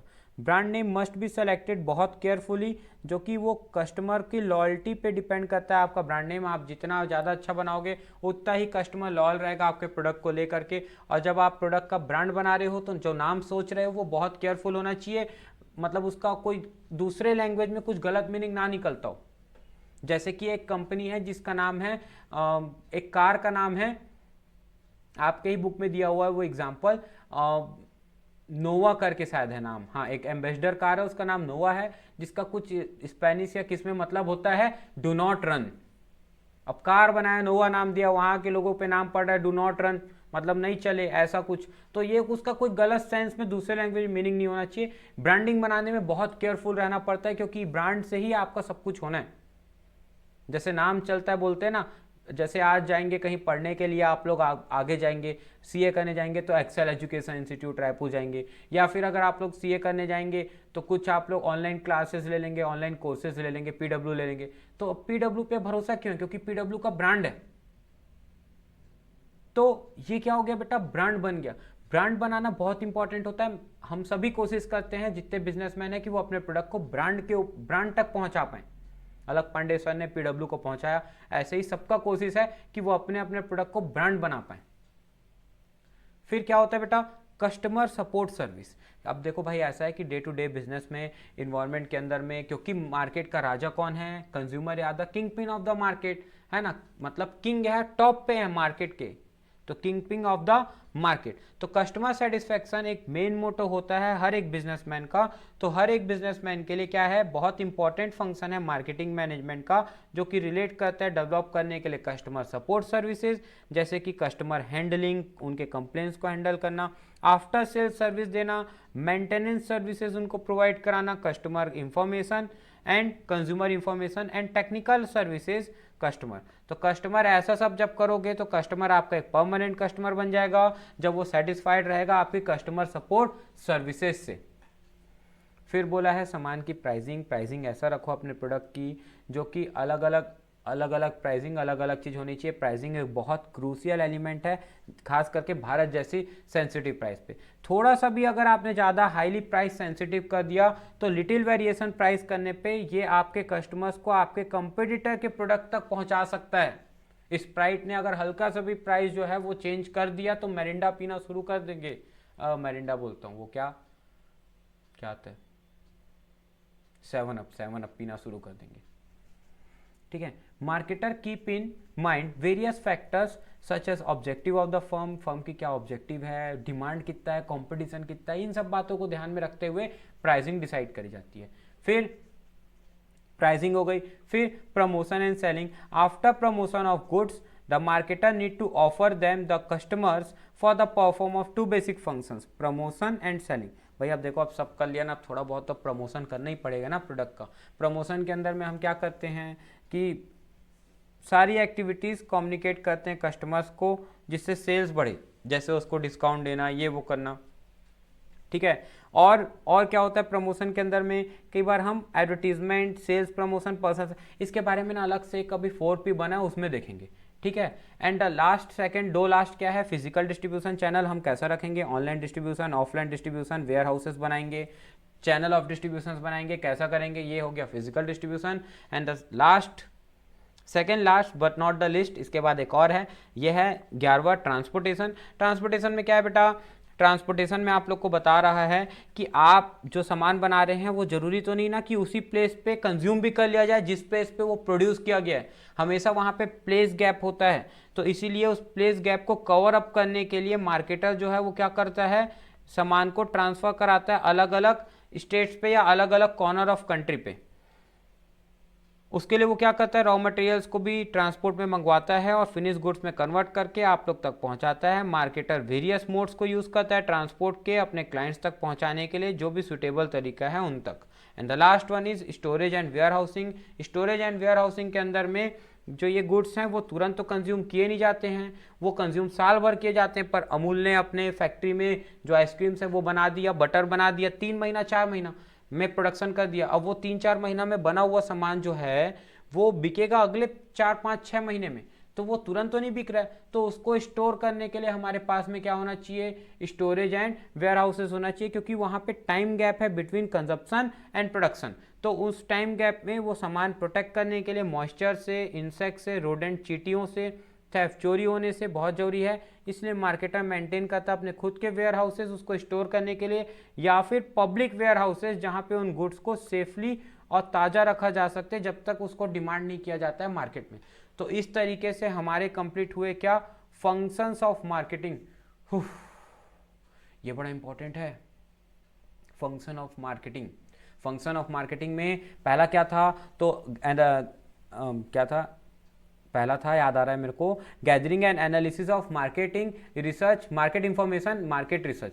दूसरा क्या था, मार्केट प्लानिंग। तीसरा था क्या, product designing and development. Fourth था क्या, स्टैंडर्डाइजेशन एंड ग्रेडिंग। फिफ्थ था क्या, प्रोडक्ट डिजाइन फिफ्थ था क्या, पैकेजिंग एंड लेबलिंग। सिक्स था क्या, ब्रांडिंग। सेवन था कस्टमर सपोर्ट सर्विस। देखो मैं कैसे याद किया, मैं आपको बताता हूँ। पहले मैं मार्केट के अंदर में रिसर्च करूंगा, फिर प्लानिंग करूंगा, फिर प्रोडक्ट को डिज़ाइन करूंगा, उसको अलग अलग स्टैंडर्ड ग्रेडिंग दूंगा, फिर उसके बाद उसकी पैकेजिंग लेबलिंग करूंगा, ब्रांड बनाऊंगा, ब्रांड बनाने के बाद कस्टमर सपोर्ट सर्विस बनाऊंगा, प्राइसिंग रखूंगा प्रोडक्ट की, प्राइसिंग ऑफ द प्रोडक्ट, उसके बाद उसको प्रमोशन और सेलिंग टेक्निक्स लगाऊंगा, उसके बाद फिजिकल डिस्ट्रीब्यूशन चैनल नेटवर्क मेरा कैसा होगा, ऑनलाइन ऑफलाइन, इस पर फोकस करूंगा, ट्रांसपोर्टेशन का ध्यान रखूंगा और स्टोरेज एंड वेयर हाउसिंग का ध्यान रखूंगा। भाई मुझे याद हो गया वो, बल्ले बल्ले, आप लोग भी याद कर लो। कैसे याद करना है बता दिया मैंने आपको। Gathering and analysis, market information, market research, market planning, product designing and development, standardisation and grading, ठीक है। फिर पैकेजिंग एंड लेबलिंग था, फिर ब्रांडिंग था, फिर कस्टमर सपोर्ट सर्विस था, pricing of the product, promotion and selling, physical distribution और transportation, storage and warehousing. ये 12 पॉइंट्स हैं, 12 पॉइंट बेटा याद कर लो। हम ना बेटा आगे का पढ़ेंगे अब कल मार्केटिंग मिक्स के बारे में। यहाँ पे आपके गुरुजी या ट्यूशन वाले भैया जो हैं वो थक गए हैं। अब आपसे आज की क्लास यहाँ पे हम विदा लेते हैं। मार्केटिंग मिक्स तक आप पढ़िए, कल हम लोग मार्केटिंग मिक्स का आगे का देख लेंगे। और रिटायरमेंट के 5 केसेस जो हैं वो मैं आप लोगों को कल में या तो पढ़ा दूंगा या तो पांचों का ऐसे ही क्लास का वीडियो रिकॉर्ड करके, अगर आप स्कूल में रहेंगे इधर उधर सुबह खाली रहा या जब भी तो कर दूंगा। कल भी बेटा शाम के ही क्लास होगी, सेम टाइम पे 8:20 पे ही क्लासेस लूंगा ऐसे ही मार्केटिंग मिक्स के लिए। फिलहाल की क्लास में यहाँ पे बंद कर रहा हूं, तब तक के लिए आप सभी को बाय, जय हिंद।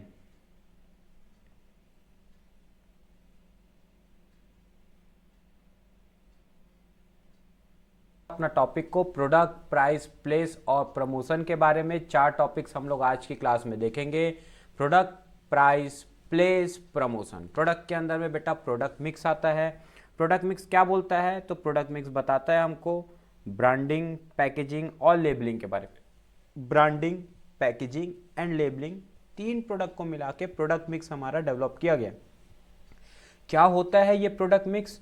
तो the product element of marketing mix signifies the tangible and intangible products offered to the customer which is the satisfier of the need. Product is the bundle of utilities. क्या बोलना चाह रहा है भाई? प्रोडक्ट एलिमेंट मार्केटिंग मिक्स का दोनों प्रकार के प्रोडक्ट्स हो सकते हैं, टेंजेबल भी हो सकते हैं और इंटेंजेबल प्रोडक्ट्स भी हो सकते हैं, जो ऑफर करे जाते हैं कस्टमर्स को। जो कि प्रोडक्ट होते हैं वो सेटिस्फायर होते हैं लोगों की नीड को, और प्रोडक्ट्स में भरपूर भर के क्या होती है? यूटिलिटीज। एंड यूटिलिटीज क्या है? Power of the commodity that satisfies human need. Human need को जो फुलफिल करने में मदद करती है। Another important thing included in product mix is product assortment. Product का असॉर्टमेंट। प्रोडक्ट असॉर्टमेंट मतलब क्या होता है? उसके अलग अलग लेवल्स बनाना, ग्रेडिंग्स बनाना, सॉर्टिंग करना, ग्रेडिंग्स करना, ये असॉर्टमेंट के अंदर बोल रहा है। ये क्या होता है? It refer to the number of product and items to particular producer offer in the market. इसका मतलब होता है कि कितने नंबर ऑफ प्रोडक्ट्स हम पर्टिकुलर मार्केट के अंदर में ऑफर कर रहे हैं। जैसे कि Hindustan Unilever deals with soap, detergent, toothpaste, tea et cetera. When a firm starts is marketing operation, तो वो कोई एक प्रोडक्ट से स्टार्ट करती है, लेकिन बाद में वो अपने काम को क्या करती है? डाइवर्सिफाई करते जाती है, एक्सपांड करते जाती है और मोर वैरायटी ऑफ प्रोडक्ट्स पे उतरते जाती है या मोर लाइंस ऑफ प्रोडक्ट ओपन करते जाती है। जैसे पहले क्या था, निरमा जो है वो एंट्री करी थी डिटर्जेंट पाउडर के रूप में, लेकिन धीरे धीरे वो किस में एंटर करते गई? अदर लाइन ऑफ प्रोडक्ट में, जैसे toilet papers, toilet soap, toothpaste, salt etcetera. इन सारी चीज़ों में भी धीरे धीरे उतरते गए। निरमा को हम लोग बेसिकली जानते थे किसमें? डिटर्जेंट पाउडर में, लेकिन निरमा का नमक भी आता है। हमने आजकल देखा निरमा का नमक आता है, इवन निरमा का टूथपेस्ट भी आने लगा है, साबुन भी आने लगा है। अब इंपॉर्टेंट कंपोनेंट्स क्या बता रहे हैं? तो बेटा धीरे धीरे हम क्या करते हैं? प्रोडक्ट के ऊपर में डाइवर्सिफाई करते जाते हैं। अब इंपॉर्टेंट कंपोनेंट्स क्या क्या हैं प्रोडक्ट मिक्स के? तो सबसे पहले इंपॉर्टेंट कंपोनेंट है बेटा ब्रांडिंग। तो ब्रांडिंग क्या है? One of the most important decision of the marketer that has to take the area of product is respect of branding. It is the branding is that has to decide whether the firm product will be marketed under brand name or generic name। बेटा मैं आपको book reading कराते कराते basics बता रहा हूँ। हम chapter की रीडिंग इसलिए करते जा रहे हैं क्योंकि रीडिंग आप घर में हो सकता है थोड़ा कम या ज़्यादा कर रहे हो, तो मैं चाह रहा हूँ कि क्लास में ही आपको रीडिंग भी करा दूँ, याद भी करा दूँ और कंप्लीट भी हो जाए, लाइन टू लाइन एक्सप्लेनेशन भी करके कंप्लीट करूँ। तो बेटा यहाँ पे देखो क्या है, ब्रांड का जो नेम है ना वो आप मार्केटिंग कर सकते हो अपने ब्रांड के नेम को बनाने के। कोई जेनरिक नेम भी रख सकते हो या आप कोई स्पेसिफिक नेम भी रख सकते हो। जेनरिक नेम मतलब होता है कि आप उस पूरे प्रोडक्ट को एक ही नाम से बुलाना चाह रहे हो। Generic name refer to the name of whole class of the product. For example toilet soap is a generic name but Lux is a brand name. Similar way, mobile phone is a generic name, but Apple, Samsung, Nokia is the brand name. If products are sold, लेकिन अगर product generic name से बिकेंगे तो ये बहुत difficult हो जाएगा आपके लिए, आप सभी मार्केटर्स के लिए अपने प्रोडक्ट को डिफ्रेंशिएट कर पाना अपने कॉम्पिटिटर के प्रोडक्ट से, और इसीलिए ब्रांडिंग दी जाती है। आपसे पूछा जा सकता है ब्रांडिंग क्यों दी जाती है, तो आपको लिखना पड़ेगा ब्रांडिंग इसीलिए दी जाती है कि आप अपने प्रोडक्ट्स को अपने कॉम्पिटिटर्स के प्रोडक्ट से क्या कर सको, बाइफरकेट कर सको, डिफ्रेंशिएट कर सको, इसलिए ब्रांडिंग बनाना बहुत जरूरी है। अब ब्रांड के लिए क्या बताया बेटा, तो ब्रांड के लिए बता रहा है branding is much more than identification mark. Branding जो है वो आइडेंटिफिकेशन मार्क से बहुत ऊपर की चीज है, मच मोर। ये एक सेलर का प्रॉमिस है कि वो डिलीवर करेगा एक अच्छी क्वालिटी और सेटिस्फेक्शन ऑफ बायर एक्सपेक्टेशंस पे उतरेगा। मस्त लाइन लिखा है, एग्जाम में ये लाइन लिख दोगे मजा आ जाएगा कि ब्रांडिंग आइडेंटिफिकेशन मार्क से बहुत ऊपर की चीज़ है। ये एक सेलर का प्रॉमिस है कि वो एक बेहतरीन क्वालिटी के सामान जो है वो डिलीवर करेगा, बायर एक्सपेक्टेशन पे खरा उतरेगा। With brand we can easily identify all products belong to particular company. Brand के नाम से हम पतंजलि का सामान देखते हैं जिसमें पतंजलि लिख गया, हाँ भाई ये पतंजलि का है, रामदेव बाबा का प्रोडक्ट है, अच्छा ही होगा, है ना। ये एक हमारे मन में साइकोलॉजी आ जाती है। When the firm develop good reputation, एक अच्छी रेपुटेशन फर्म डेवलप कर लेती है about the quality, then brand help them to enjoy greater control over the customers and develop brand loyalty. और जब वो एक ब्रांड अपना नाम बना लेती है तो उसके कस्टमर से ब्रांड लॉयल्टी गेन कर लेती है, मतलब लोगों को एक भरोसा हो जाता है कि हाँ भाई ये सामान तो आग बंद करके लिए भी लिया जा सकता है, इनके प्रोडक्ट्स तो अच्छे होते ही होते हैं। जैसे कुछ भी आप हल्दीराम का या जलाराम का ले लो, आपको रहेगा हाँ इनके प्रोडक्ट्स की क्वालिटी तो क्या अच्छी होगी, लेकिन अभी आप कोई दया मिक्सचर उठा लो कुछ और, तो आप एक बार 4 बार देखोगे कि भाई अच्छी प्रकार का होगा भी कि नहीं होगा। अब कुछ वेरियस टर्म्स हैं जो कि ब्रांड से रिलेटेड है। पहला बता रहे हैं ब्रांड खुद। ब्रांड एक आइडेंटिफिकेशन है प्रोडक्ट का, ये किसी नाम के फॉर्म में, सिंबल के फॉर्म में या डिज़ाइन के फॉर्म में हो सकता है, जैसे सर्फ, डेटॉल, नाइक एक्सेट्रा, इन सब के सिंबल्स हैं। आर ऑल्सो ब्रांड्स, मतलब ये नाम भी हो गए ब्रांड, और ये जो सिंबल है नाइक का, है ना, ये भी एक ब्रांड है, या ऑडी का, ये भी क्या है, एक ब्रांड है। मतलब 4 चूड़ी भी ढंग से नहीं बनी, समझ जाओ। Brand name, the part of brand which can be spoken, जो नाम आप बोल सकते हैं उसको हम क्या बोलते हैं, ब्रांड का नेम बोलते हैं। स्पोकन वर्ड इंपॉर्टेंट है। What is brand name, then the part of brand which can be spoken is called brand name. तो वर्बल पार्ट जो होता है, बोलने वाला पार्ट जो होता है ब्रांड का, वो ब्रांड नेम होता है। ब्रांड मार्क क्या होता है, जिसको आप बोल नहीं सकते बट आप उसको पहचान कर सकते हो, उसको हम क्या बोलते हैं, ब्रांड मार्क बोलते हैं।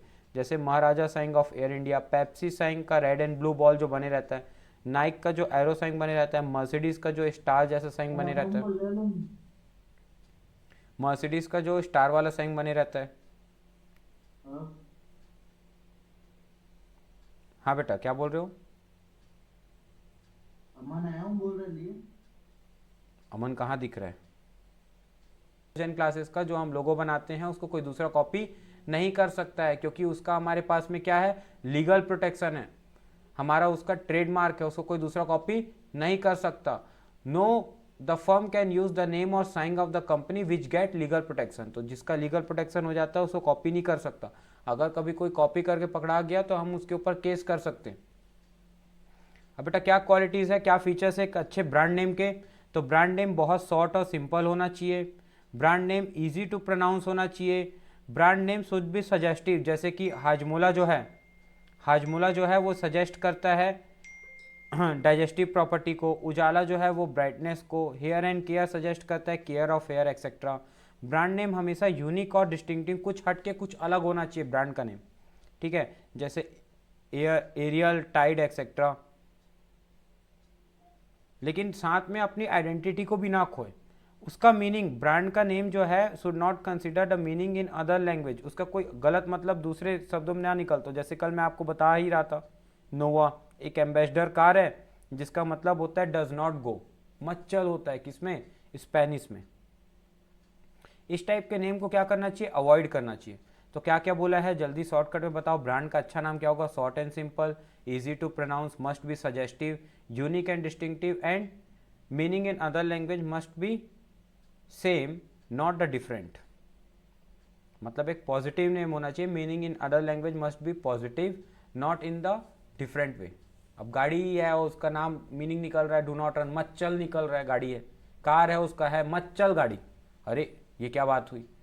तो एडवांटेजेस क्या है बेटा ब्रांड नेम के, आपके प्रोडक्ट को डिफ्रेंशिएट करने में आपके कॉम्पिटिटर से आपको मदद मिलती है, एडवर्टीजमेंट करने में मदद मिलती है, आप अलग प्राइस चार्ज कर सकते हो ब्रांड बना करके, आप इजीली इंट्रोड्यूस कर सकते हो नए प्रोडक्ट्स को, आप क्या कर सकते हो इजीली इंट्रोड्यूस कर सकते हो न्यू प्रोडक्ट्स को मार्केट के अंदर में। उसके बाद ये जो चार थे क्या थे, ये एडवांटेजेस थे ब्रांड के नेम के। बेटा ऑनलाइन क्लास में हूँ, बाद में कॉल करूंगा। इसके बाद क्या लिखा हुआ है बेटा, एडवांटेजेस क्या क्या है, कस्टमर्स को help in identification of product, customers को क्या फायदा है एक अच्छे ब्रांड का, आपके प्रोडक्ट को जो इजीली आइडेंटिफाई कर लेगा, हाँ भाई ये तो फलाने कंपनी का ब्रांड है। दूसरा एंश्योर्स क्वालिटी, एक अच्छी क्वालिटी का सामान मिल रहा है अगर ब्रांड का नेम है। आप कभी कोई प्रीमियम दुकान में जाएंगे, जैसे कि अगर आप डोमिनोज चले गए तो आपको वहाँ पे क्वालिटी नहीं देखना पड़ेगा। अगर आप नॉर्मल पिज़्ज़ा दुकान में जा कर के आप पिज़्ज़ा खाते हो, डोमिनोज का पिज़्ज़ा खाते हैं, तो आपको पता रहेगा कि हाँ भाई डोमिनोज में मिला तो अच्छे से बेक होकर के मिलेगा, कोई दिक्कत की बात नहीं है, क्वालिटी का सामान मिलेगा। स्टेटस सिंबल है, कई बार देखना हम जब बहुत से लोग जब मैं तो एक बार गया हूँ, मुझे तो टेस्ट पसंद नहीं आया। अब ये स्टारबक्स की बुराई मान लो, तो स्टारबक्स जब भी जाएंगे तो क्या करेंगे, एक ठो स्नैप खींचेंगे और उसको स्टोरी लगाएंगे और डालेंगे। तो ये क्या एक प्रकार का स्टेटस सिंबल है जो एक अलग कॉन्फिडेंस लोगों को प्रोवाइड करता है अगर अच्छा ब्रांड बन गया आपका तो। या जैगुआर का नल लगा लिया घर में तो बाकायदा फोटो खींच के हर जगह घूमता फिरेगा। पैकेजिंग, तो ब्रांड बेटा समझ में आया ना, क्या है कैसे लिखना है, क्या एडवांटेज है कस्टमर को। तो कस्टमर को एडवांटेजेस था कि वो आइडेंटिफाई कर सकता है प्रोडक्ट्स को, एक अच्छी क्वालिटी के प्रोडक्ट से इंश्योर कर सकता है, स्टेटस सिंबल गुड से ऐसा बता सकता है। अब हम पैकेजिंग के बारे में देख रहे हैं बेटा। पैकेजिंग हमेशा कंपनी सप्लाई करती है प्रोडक्ट्स को पैकेट के फॉर्म में, जैसे कि कोक आता है बेटा किस में, बॉटल में, टाइड आता है बैग में, बिस्किट आता है रैपर में, ऑयल आता है जार में, एक्सेट्रा। क्या बोला है, कोक आता है बॉटल में, टाइड आता है बैग में, बिस्किट आता है रैपर में, ऑयल आता है जार में, एक्सेट्रा। पैकेजिंग एक बहुत बेसिक एक्टिविटी है हर एक कंपनी की। पैकेजिंग की डेफिनेशन याद करना है, मेरे साथ में याद करिए। पैकेजिंग एक सेट ऑफ टास्क है, packaging is a set of task और activities which are concern with designing production of an appropriate wrapper, container और बैग ऑफ द प्रोडक्ट। क्या है, एक ऐसा सेट ऑफ टास्क या एक्टिविटीज जो कि क्या है, कंसर्न्ड है, फोकस्ड है किसके ऊपर, designing production of an appropriate wrapper, सही रैपर का, ज्यादा बड़ा साइज ना हो ज्यादा छोटा साइज ना हो, एप्रोप्रिएट रैपर, या container of a bag of a product. तो ऐसा सेट और टास्क जो कि कंसर्न्ड है डिजाइनिंग ऑफ प्रोडक्शन के ऊपर में, एप्रोप्रिएट रैपर का या कंटेनर का या बैग का फॉर अ प्रोडक्ट के लिए। तो कंटेनर, फिर से रैपर, कंटेनर और बैग, तीन बातें। तो अ सेट ऑफ टास्क और activities which are concern with designing production of an appropriate wrapper, container and bag for a product. मुझे याद हो गया भाई। चलिए आगे देखते हैं, उम्मीद करता हूं आप लोग भी याद कर लिए होंगे। 3 लेवल्स ऑफ पैकेजिंग होती है बेटा, पैकेजिंग के 3 लेवल होता है। प्राइमरी पैकेजिंग, ये क्या रिफर करता है, it refer to the immediate packaging of the product, it remains with the product till it is used, for example tube of paste, matchbox et cetera. तो ये refer करा जाता है इमीडिएट पैकेजिंग को प्रोडक्ट की, ये रिमेन करता है प्रोडक्ट के साथ में जब तक इसको यूज किया जा रहा है, जैसे कि tube of paste, matchbox et cetera. तो प्रोडक्ट जब तक है तब तक इसको इस्तेमाल में लिया जा रहा है। जैसे कि ये देखो कोलगेट का ये ट्यूब है, ट्यूब का जो पेस्ट का बाहर वाला है, ये आउटर वाला बॉक्स नहीं बोल रहा हूँ, इनसाइड वाला बॉक्स बोल रहा हूँ, ये तब तक बने रहेगा जब तक आप प्रोडक्ट को यूज करोगे, तो प्रोडक्ट के साथ बने रहे। या माचिस का जो मैच बॉक्स होता है वो जब तक प्रोडक्ट यूज करो उसके साथ में बना रहता है, तो उसको हम प्राइमरी लेवल पैकेजिंग बोलते हैं। दूसरा है बेटा secondary level packaging. Secondary level packaging क्या होता है, वो उसका आउटर बॉक्स होता है जो उसको एडिशनल प्रोटेक्शन देता है, मोर प्रोटेक्शन देता है। जनरली कस्टमर क्या करते हैं, उसको फेंक देते हैं जब वो स्टार्ट करते हैं प्रोडक्ट को यूज करना, जैसे card box to keep toothpaste, जो कार्ड बॉक्स बनाया गया टूथपेस्ट को रखने के लिए, तो लोग क्या कर देते हैं, उसको फेंक देते हैं जब वो यूज करना शुरू करते हैं। Third level is transportation level packaging. बहुत से बच्चे प्राइमरी, सेकेंडरी, टर्सरी बोल देते हैं, this is not tertiary, this is transportation level packaging. इस पैकेजिंग के अंदर में प्रोडक्ट्स को एक जगह से दूसरे जगह भेजने के लिए, स्टोर करने के लिए बनाया जाता है। ये सामान को प्रोटेक्शन भी देता है और इनको हम कॉरुगेटेड बॉक्सेस में पैक करके भेजते हैं, रफल लेस को, कुरकुरेस को, एक्सेट्रास को। मतलब आउटर लेयर ऑफ पैकेजिंग, जिससे हमारा ट्रांसपोर्टेशन का काम इजी हो जाए। अब बेटा फंक्शंस क्या है पैकेजिंग के? पैकेजिंग क्यों करी जाती है भाई? प्रोटेक्शन के लिए कि एक्सटर्नल इन्वायरमेंट से, धूप से, सनलाइट से, इंसेक्ट से, इन सब चीज़ों से उसको बचाया जा सके, सर्दी बरसात मौसमों से, एटमॉस्फेरिक टेम्परेचर से, ठंड से, खराब हो जाने से बचाने के लिए। दूसरा क्या है बेटा?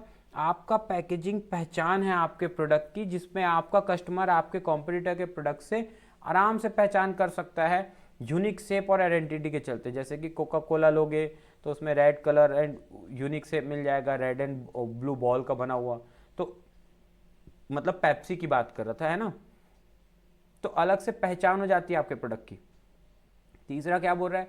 कन्वीनियंस बोल रहा है, सुविधाजनक होता है। क्या चीज़ पढ़ रहे हैं हम लोग पढ़ रहे हैं क्या फ़ायदे हैं पैकेजिंग के, क्या फीचर्स हैं। अब कन्वीनियंस में क्या बोल रहा है? The handling of the product become more convenient with appropriate packing. It makes convenient to store and convenient to shift from one place to another.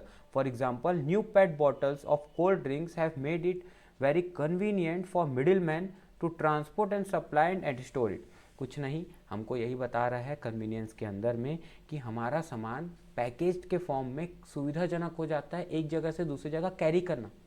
जैसे अगर मैं पोहे का पैकेट लेके जा रहा हूँ, उसमें हाथ हैंडल बना दिया उठाने वाला, तो उसको हाथ से पकड़ के मेरे लिए एक जगह से दूसरी जगह कैरी करना क्या हो गया? ईजी हो गया with the help of packaging.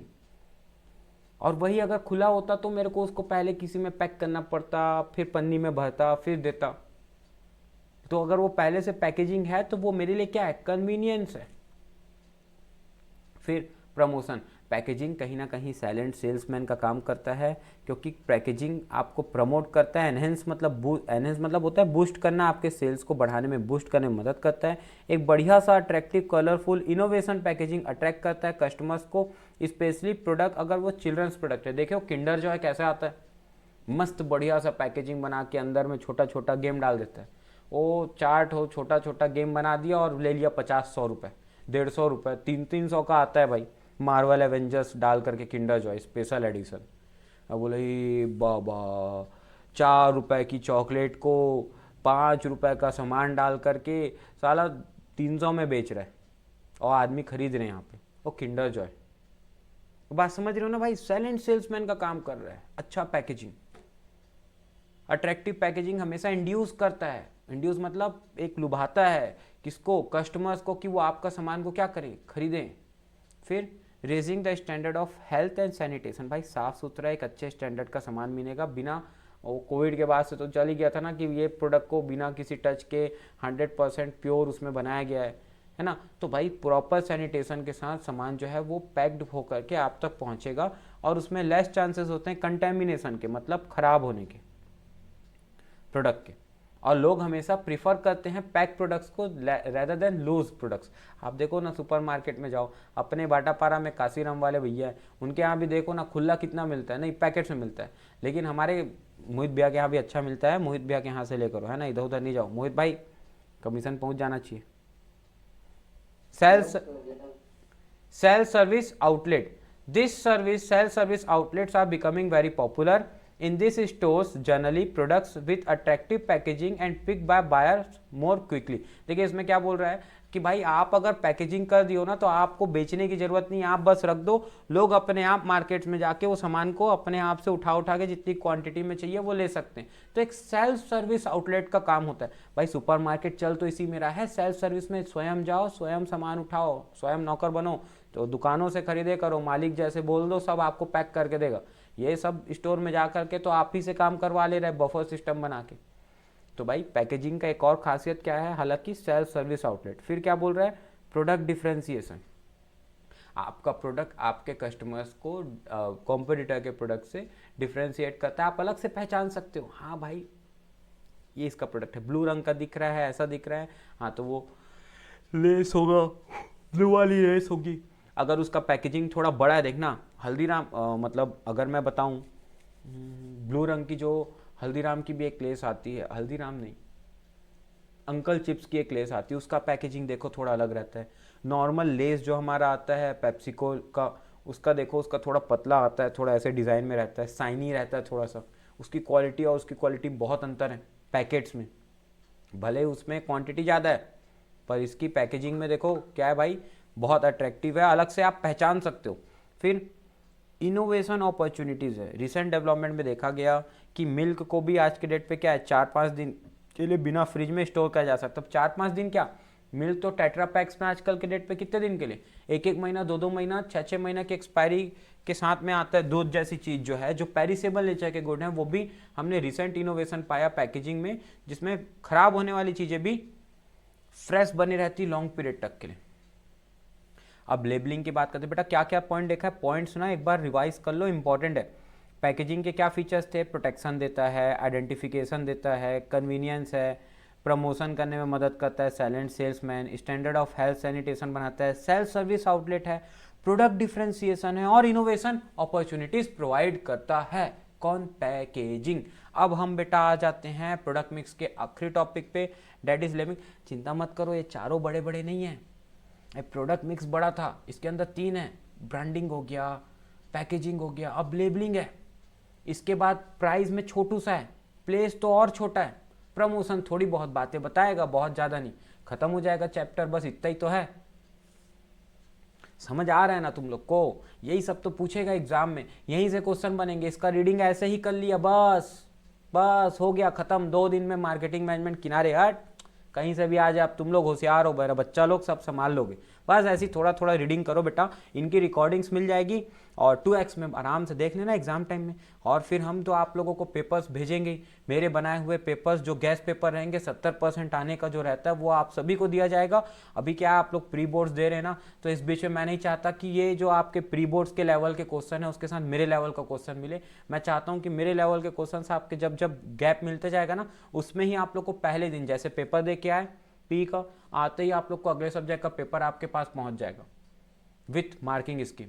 तो उनका आंसर बाद में देखना, पहले उनके क्वेश्चंस पढ़ करके उनको सॉल्व करने की प्रैक्टिस करना। और ये पेपर का आप लोगों ने चार्जेस पे किया तो किसी दूसरे को दोगे ना तो नोट पानी लेके देना, है ना, फ्री में मत देना।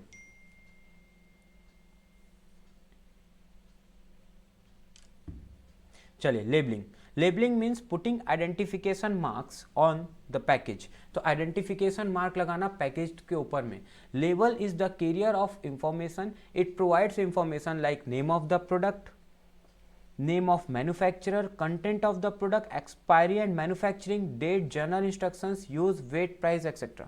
लेबलिंग जो होता है ना, ये आइडेंटिफिकेशन मार्क लगाता है। लेबलिंग कैरियर है इंफॉर्मेशन का, ये सारी जानकारी जो प्रोड्यूसर देना चाहता है कंज्यूमर्स तक वो सब लेबल्स के थ्रू देता है। लेबल्स नाम होता है प्रोडक्ट का, उसमें लेबल में मेंशन होता है इंफॉर्मेशन जैसे कि name of the product, manufacturer का नाम, कंटेंट प्रोडक्ट के अंदर क्या क्या एक्सपायरी डेट है, मैन्युफैक्चरिंग डेट है, एमआरपी है, वेट, प्राइस, सब कुछ उसमें लिखा होता है। लेबल्स जो होते हैं वो बेसिकली अटैच्ड होते हैं प्रोडक्ट के साथ में, किस लिए, कुछ information, provide some information to the customers. Product labels can be, कुछ क्या होते हैं सिंपल टैग फॉर्म में होते हैं, जो लोकल प्रोडक्ट होते हैं जैसे दाल चावल में जो बेसिक जानकारी दे दिया, एमआरपी दे दिए, नाम दे दिया, ब्रांड का हो गया। और एक होता है क्या, इलेबोरेटेड लेबल्स। इलेबोरेटेड लेबल्स क्या होते हैं, ये रेप्यूटेड कंपनी यूज़ करती है, इसमें बहुत अट्रैक्टिव और कंप्लीट जानकारी होती है प्रोडक्ट की।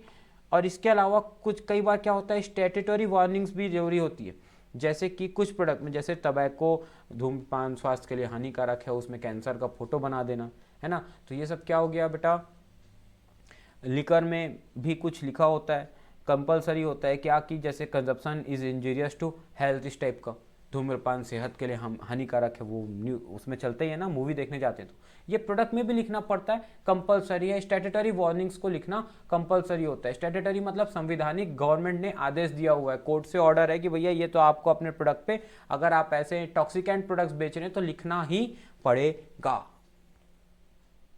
बस लेबल्स क्या होते हैं, तो लेबल्स परफॉर्म क्या क्या फंक्शन, फंक्शंस क्या हैं लेबलिंग के, भैया आपके प्रोडक्ट को डिस्क्राइब करता है, स्पेसिफाई करता है कि इसके अंदर क्या क्या कंटेंट है। दूसरा, आपके प्रोडक्ट को पहचान करने में, लेबलिंग नाम लिखा है ना तो पहचान करते बनता है। तीसरा, ग्रेडिंग, ग्रेडिंग करने में मदद करता है। अरे मतलब आप क्या है, जैसे blue label, red label, yellow label, ये जो चाय आती है तो वो क्या है, अलग अलग है। इसमें क्या होता है, सबसे बढ़िया कौन सी होती है बताओ भाई, ग्रीन लेबल होती है क्या, उसके नीचे रेड लेबल, फिर येलो लेबल होती क्या? यही सीक्वेंस होता है ना चाय पत्ती का। सबसे पहले कौन सी चाय पत्ती अच्छी होती है? ब्रुक की, ग्रीन लेबल, फिर होती है शायद अपनी रेड, फिर येलो लेबल। तो ये ग्रेडिंग करने में मदद कर रहे हैं नाम लिख करके। इसमें फिर क्या है, आपकी एक अच्छी लेबलिंग आपके सेल्स को बढ़ाने में मदद कर रहा है। एक अट्रैक्टिव कलरफुल लेबलिंग जो है वो इंड्यूस करती है बाय करने में प्रोडक्ट्स को। सेम लाइक पैकेजिंग के जैसा वाला डाल दिया, प्रमोट से। फिर provide information required by law, legal requirement. कई बार जो लीगल रिक्वायरमेंट, स्टैट्यूटरी वार्निंग्स हैं, ऐसे कुछ चीज़ें हैं तो उनको डालना पड़ता है। जैसे कई बार आपको बैच नंबर प्रिंट करना कंपलसरी होता है, फिर आपको उसकी रिटेल प्राइस, वेट, वॉल्यूम कितना है प्रोडक्ट का, ये भी लिखना पड़ता है। स्टैट्यूटरी वार्निंग्स भी आपको लिखनी पड़ती है। जो लीगल कंपल्सन होते हैं, लीगल रिक्वायरमेंट्स होते हैं, उनको फुलफिल करने में मदद करता है लेबल। अब प्राइस के बारे में देखते हैं भाई। तो प्राइस में प्राइस मिक्स होता है। अगर हल्की सी भी प्राइस आपने चेंज कर दी तो आपके कस्टमर्स डिमांड करने लगेंगे दूसरा प्रोडक्ट। तो प्राइस एक बहुत इंपॉर्टेंट फैक्टर होता है जिसको बहुत ध्यान से आपको सामान को डिसाइड करना पड़ता है, फैक्टर्स को ध्यान में रखते हुए अपनी प्राइसिंग को। तो प्राइस के क्या क्या फैक्टर्स होते हैं जो ध्यान में रखा जाता है कमोडिटी और सर्विस की रेट को डिसाइड करने के लिए? तो सबसे पहले ध्यान में जो रखा जाता है वो है प्राइसिंग ऑब्जेक्टिव। अच्छा, प्राइसिंग ऑब्जेक्टिव, हाँ, प्राइसिंग ऑब्जेक्टिव के अंदर मैं आपको समझा रहा है कि ये बहुत इंपॉर्टेंट फैक्टर है। इसमें आप प्रॉफिट मैक्सिमाइजेशन के अलावा भी कुछ ऑब्जेक्टिव रख सकते हो। जैसे अगर आप मार्केट का शेयर लीडर बनना चाहते हो तो कम प्राइस रखो। दूसरा, अगर आप कॉम्पिटिटिव मार्केट में सर्वाइव करना चाहते हो तो आप प्राइस डिस्काउंट्स के साथ ऑफर करते हुए प्राइसिंग रखो। अगर आप प्रोडक्ट की क्वालिटी लीडरशिप चाहते हो तो आप हाई प्राइस चार्ज कर सकते हो। तो ये डिपेंड करता है आपके प्राइसिंग के ऑब्जेक्टिव क्या हैं। अगर आपका ऑब्जेक्टिव है कि आपको एक अच्छे प्रोडक्ट क्वालिटी बनाना है तो आप हाई प्राइस चार्ज करो। अगर आपको कॉम्पिटिटिव मार्केट में सर्वाइव करना है तो डिस्काउंट्स दो। अगर आपको मार्केट को कैप्चर करना है तो आपको कम से कम प्राइस में काम करना पड़ेगा। तब तो आप सबसे ज़्यादा से ज़्यादा मार्केट को क्या कर सकते हो? कैप्चर कर सकते हो। तो ये आपके प्राइसिंग के ऑब्जेक्टिव, आपके गोल क्या है, कैसा सोचते हो आप, उसके ऊपर डिपेंड करता है। फिर क्या बोल रहा है दूसरा, प्रोडक्ट कॉस्ट। दूसरा इंपॉर्टेंट क्या है कि भैया आपका कॉस्ट ऑफ प्रोडक्शन कितना है, टोटल कॉस्ट कितना लगा, उसके हिसाब से, मतलब आप अपने फिक्स्ड कॉस्ट, वेरिएबल कॉस्ट दोनों को जोड़ लो, उसके हिसाब से आप अपने सामान की प्राइसिंग को क्या करो? डिसाइड करो आफ्टर कैलकुलेटिंग टोटल कॉस्ट। अगर हाई कंपटीशन है, कैप्चर करना है बिग मार्केट को, तो लो प्राइस रखो। और एटलीस्ट प्राइस ऐसी होनी चाहिए कि आपका वेरिएबल कॉस्ट और फिक्स्ड कॉस्ट का खर्चा जो है वो निकल जाए। वेरिएबल कॉस्ट का खर्चा निकल जाए, फिक्स्ड कॉस्ट का खर्चा को आप टेम्पररी पीरियड के लिए क्या कर सकते हो? इग्नोर कर सकते हो कि मशीन पे लगने वाले खर्चे थोड़ा बाद में देख लेंगे, अगर टाइट कॉम्पिटिशन है तब। अब event extent of competition in the market. अगर हाई लेवल ऑफ कंपटीशन है तो भैया प्रॉफिट मार्जिन कम रखो, लो लेवल ऑफ कंपटीशन है तो प्रॉफिट मार्जिन ज़्यादा रख के काम कर सकते हो। फिर क्या बोला है? Customer demand and utility. भैया हमेशा ध्यान में रखना, मोस्ट इंपॉर्टेंट, प्राइसिंग ऐसी होनी चाहिए जो लोगों को किफ़ायती लगे, वैल्यू फॉर मनी लगे। मतलब आपकी रखी हुई price must be matched with utility of the customer. उनको हमेशा लगना चाहिए कि आपका सामान उनको अच्छी एक प्राइस के बराबर की यूटिलिटी दे रहा है। अगर आपका प्राइस यूटिलिटी से ज़्यादा रेट का रहेगा, मिलने वाले रेट का, तो लोग डिमांड नहीं करेंगे। तो यही आपको यहाँ पे समझाया। फिर प्राइसिंग, कई बार गवर्नमेंट भी अपने लीगल रूल्स बना देती सैनिटाइज़र के लिए कि भाई 50 ml का 25 रुपये से ज़्यादा रेट नहीं होना चाहिए, मास्क 10 से 20 से, ऐसा एक रेट बना दी MRP, तो उससे ज़्यादा भी ना हो, ये भी ध्यान में रखना है। और मार्केटिंग मेथड हम कैसे यूज़ कर रहे हैं अपने टेक्निक्स मार्केट को बेचने के लिए। अगर हम इंटेंस एडवर्टीजमेंट करा रहे हैं, बहुत ज़्यादा इंटेंस एडवर्टीजमेंट हो रहा है, तो हम क्या कर सकते हैं? हाई प्राइस चार्ज कर सकते हैं। लेकिन अगर हम प्रोडक्ट को जैसे कि सेल्समैन रख वक्त करके बेच कर रहे हैं, या फिर दुकान में रख के बेच रहे हैं, या कस्टमर ही कस्टमर को बता रहे हैं, तो हम डिस्काउंट मेथड लगा करके भी अपने सामान को बेच सकते हैं। तो कम प्राइस में भी हमारा काम हो जाएगा। ये था आपका प्राइस। देखो जितने जल्दी प्राइस नहीं पड़ गया। अब आ गए हम किसमें? प्लेस में। अब प्लेस क्या है बेटा? तो प्लेस बेसिकली हम लोगों को प्लेस या फिजिकल डिस्ट्रीब्यूशन, बेटा अभी मीटिंग लेफ्ट होने के बाद वापस से रिज्वाइन कर लेना इसी में, ठीक है। प्लेस और फिजिकल डिस्ट्रीब्यूशन मतलब क्या? प्लेस एक ऐसा प्लेस मतलब एक ऐसा सेट ऑफ डिसीजन जहाँ पे आप सामान का ऑर्डर लेके प्रोडक्ट को अवेलेबल कराएंगे। if the products are not made available to the customer at the right place and the right time, then the customer would not be able to buy them. तो अगर सही जगह पे, सही place पे, सही समय पे उनको सामान नहीं मिलेगा तो सामान लोग खरीद नहीं पाएंगे। प्लेस एलिमेंट एक इंपॉर्टेंट प्रोसेस है सामान का, जो कि ट्रांसफ़र करा जाता है एक प्लेस ऑफ प्रोडक्शन से प्लेस ऑफ कंजप्शन तक। इंपॉर्टेंट वर्ड क्या था यहाँ पे, प्लेस ऑफ प्रोडक्शन से प्लेस ऑफ कंजप्शन तक पहुँचाने के प्रोसेस को ही हम लोग क्या बोलते हैं, प्लेस एलिमेंट बोलते हैं। तो the process in which goods are transferred from place of production to the place of consumption, production से कंजप्शन तक के प्लेस पे पहुंचाने को ही हम लोग प्लेस एलिमेंट कहते हैं उस प्रोसेस को। तो प्लेस मिक्स क्या है, ये डिसाइड कराता है कि आपका चैनल ऑफ डिस्ट्रीब्यूशन होगा, कैसे फिजिकल मूवमेंट होगा गुड्स का। अब चैनल ऑफ डिस्ट्रीब्यूशन में आप कितना चैनल ऑफ डिस्ट्रीब्यूशन रखना चाहते हो, तो ये डिपेंड करता है आपका 3 टाइप की चीज़ों में, किस टाइप के चैनल आप रखना चाहते हो, प्रोड्यूसर से होलसेलर, होलसेलर से रिटेलर, रिटेलर से कंज्यूमर। ठीक है, तो अब हम यहाँ पे कुछ 3-4 टाइप के बारे में बात करेंगे।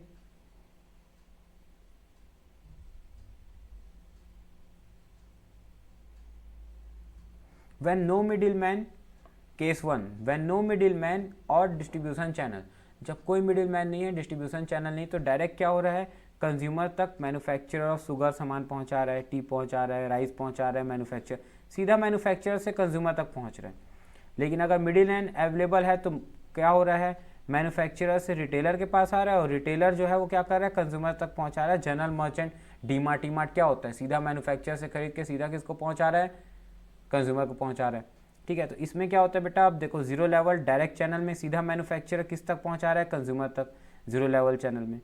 1 लेवल चैनल में ये डायरेक्ट चैनल था, 0 लेवल चैनल को हम और क्या बोलते हैं, डायरेक्ट चैनल बोलते हैं, जिसमें कोई मिडिल मैन नहीं होता, सीधा विदाउट एनी इंटरमीडिएटरी, देखो बोला भी है, सीधा सामान बाटा सेल करता है, सीधा डायरेक्टली उसको ऑनलाइन इंटरनेट के थ्रू। यूरेका फोर्ब्स भी क्या करते हैं, अपने वाटर प्यूरिफायर को विदाउट किसी दलाल के दल्लों के बेचते हैं सीधा किसको, मार्केट में। दूसरा क्या बोला है बेटा, इनडायरेक्ट चैनल में 1 लेवल चैनल में मैन्युफैक्चरर से रिटेलर पास गया, रिटेलर से कस्टमर, एग्जांपल डीमार्ट। दूसरा है 2 लेवल चैनल के अंदर में क्या, कि मैन्युफैक्चरर से होलसेलर, होलसेलर से रिटेलर, रिटेलर से कस्टमर। यहाँ पे सामान आपको महंगा मिलेगा थोड़ा सा, यहाँ पे थोड़ी प्राइस क्या होगी, हाई होगी कंपैरिजन टू दिस, और इनके कंपैरिजन में यहाँ थोड़ी और ज़्यादा होगी प्राइस, क्योंकि यहाँ पे लोगों का प्रॉफिट मार्जिन भी बढ़ते जाएगा, मैन्युफैक्चरर से एजेंट, एजेंट से होलसेलर। तो बेटा 3 लेवल चैनल तक होता है, 1 लेवल इनडायरेक्ट 3 पार्ट में, 1 लेवल, 2 लेवल, 3 लेवल। 1 लेवल में सिर्फ रिटेलर, 2 लेवल में होलसेलर, रिटेलर, 3 लेवल में एजेंट, होलसेलर और रिटेलर। अब ऑर्डर प्रोसेसिंग क्या है बेटा, तो मेल ऑर्डर प्रोसेसिंग, जिसके मेल करके आप सामान देते हैं, आजकल आप ऐप के थ्रू मंगा लेते हैं।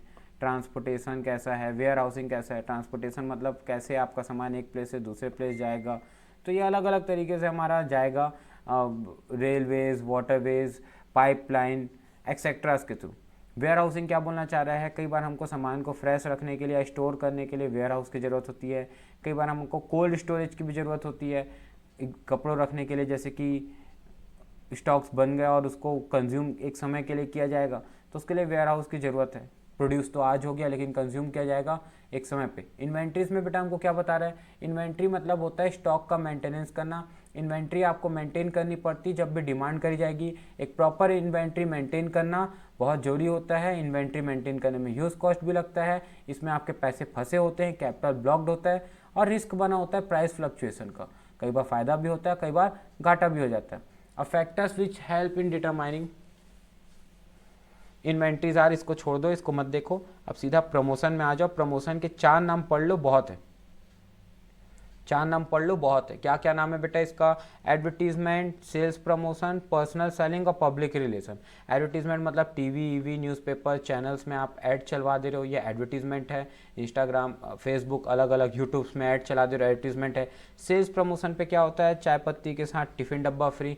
जब आप डिस्काउंट, ऑफर, डिस्काउंट ये सारी चीज़ें देते हो तो उसको हम क्या बोलते हैं बेटा, सेल्स प्रमोशन बोलते हैं। अभी मीटिंग लेफ्ट होते ही रिज्वाइन कर लेना वापस से, ठीक है। पर्सनल सेलिंग क्या होता है बेटा, पर्सनल सेलिंग के अंदर में आप डोर टू डोर सेलिंग करते हो, इसमें आप कोई डिस्काउंट नहीं देते हो, आप इसमें एजेंट के थ्रू घर से घर डोर टू डोर सेलिंग करा दो। एंड पब्लिक रिलेशन क्या होता है बेटा, ये एक प्रकार का ना ऐसा मार्केट सिस्टम है जिसमें आप ग्राहक को बेच रहे हो और ग्राहक को बोल रहे हो कि आप भी और लोगों को रिकमेंड करके बेचो, आपको डिस्काउंट मिलेगा। जैसे एमवे का प्रोडक्ट क्या है, आप घर घर बेचो, आप भी बेचो और जो बेच रहा है वो भी डीलर बन जाएगा। तो वो क्या कर रहे हैं, जो भी अपना चीज़ है वो डायरेक्ट अल्टीमेट कंज्यूमर को डिस्काउंट देके पहुंचा रहे हैं, जिसमें लोग ही एक दूसरे को बेच रहे हैं सामान, पब्लिक रिलेशन डेवलप करके। तो 4 प्रकार से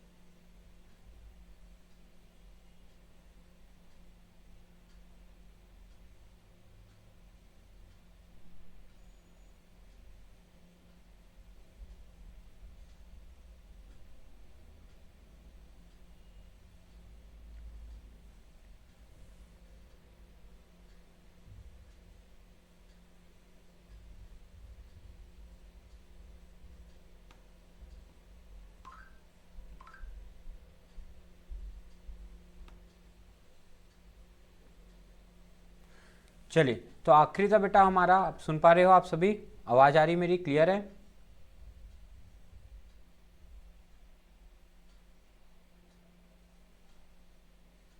सुन पा रहे हो मुझे? हेलो। हाँ भैया।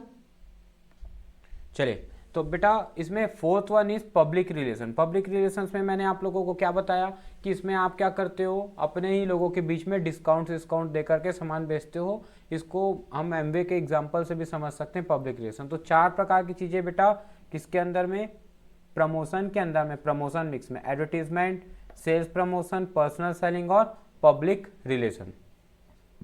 इन चारों के बारे में आप लोग बेटा यहाँ पे पढ़िए और ये हमारा 4 टॉपिक जो है वो कंप्लीट हो जाता है। इसमें बेटा एडवर्टीजमेंट और पर्सनल सेलिंग का डिफरेंस पढ़ लेना, ये इंपॉर्टेंट है। ये एक बार रीड करना, ये इंपॉर्टेंट है। बस यहाँ पे ये चैप्टर हो जाता है कंप्लीट। अब इसका एक बार आप लोग रीडिंग करिए। मैं आप लोगों को थोड़ी देर के बाद खुद रिकॉर्ड करके रिटायरमेंट के 5 केसेस का लिंक बना के वीडियो भेजता हूँ, इसके साथ में अपलोड करके, ठीक है। रिटायरमेंट के 5 केस ऐसे ही एक्सप्लेन करके रिकॉर्ड करके भेजता हूँ, आप उससे रिटायरमेंट देखना। आज थोड़ा सा मैं फटीगनेस में हूँ, तो रिटायरमेंट के 5 केस फिलहाल समझा पाने की कैपेसिटी नहीं बची है, इसीलिए आज की क्लास यहाँ पे मैं रोकने का सोच रहा हूँ। मैं रोकता हूँ, मैं ये आप लोगों को वीडियोस और सब चीज़ भेजता हूँ बेटा। मुझे थोड़ा टाइम देना। बीएसटी का हमने मार्केटिंग मैनेजमेंट 2 दिन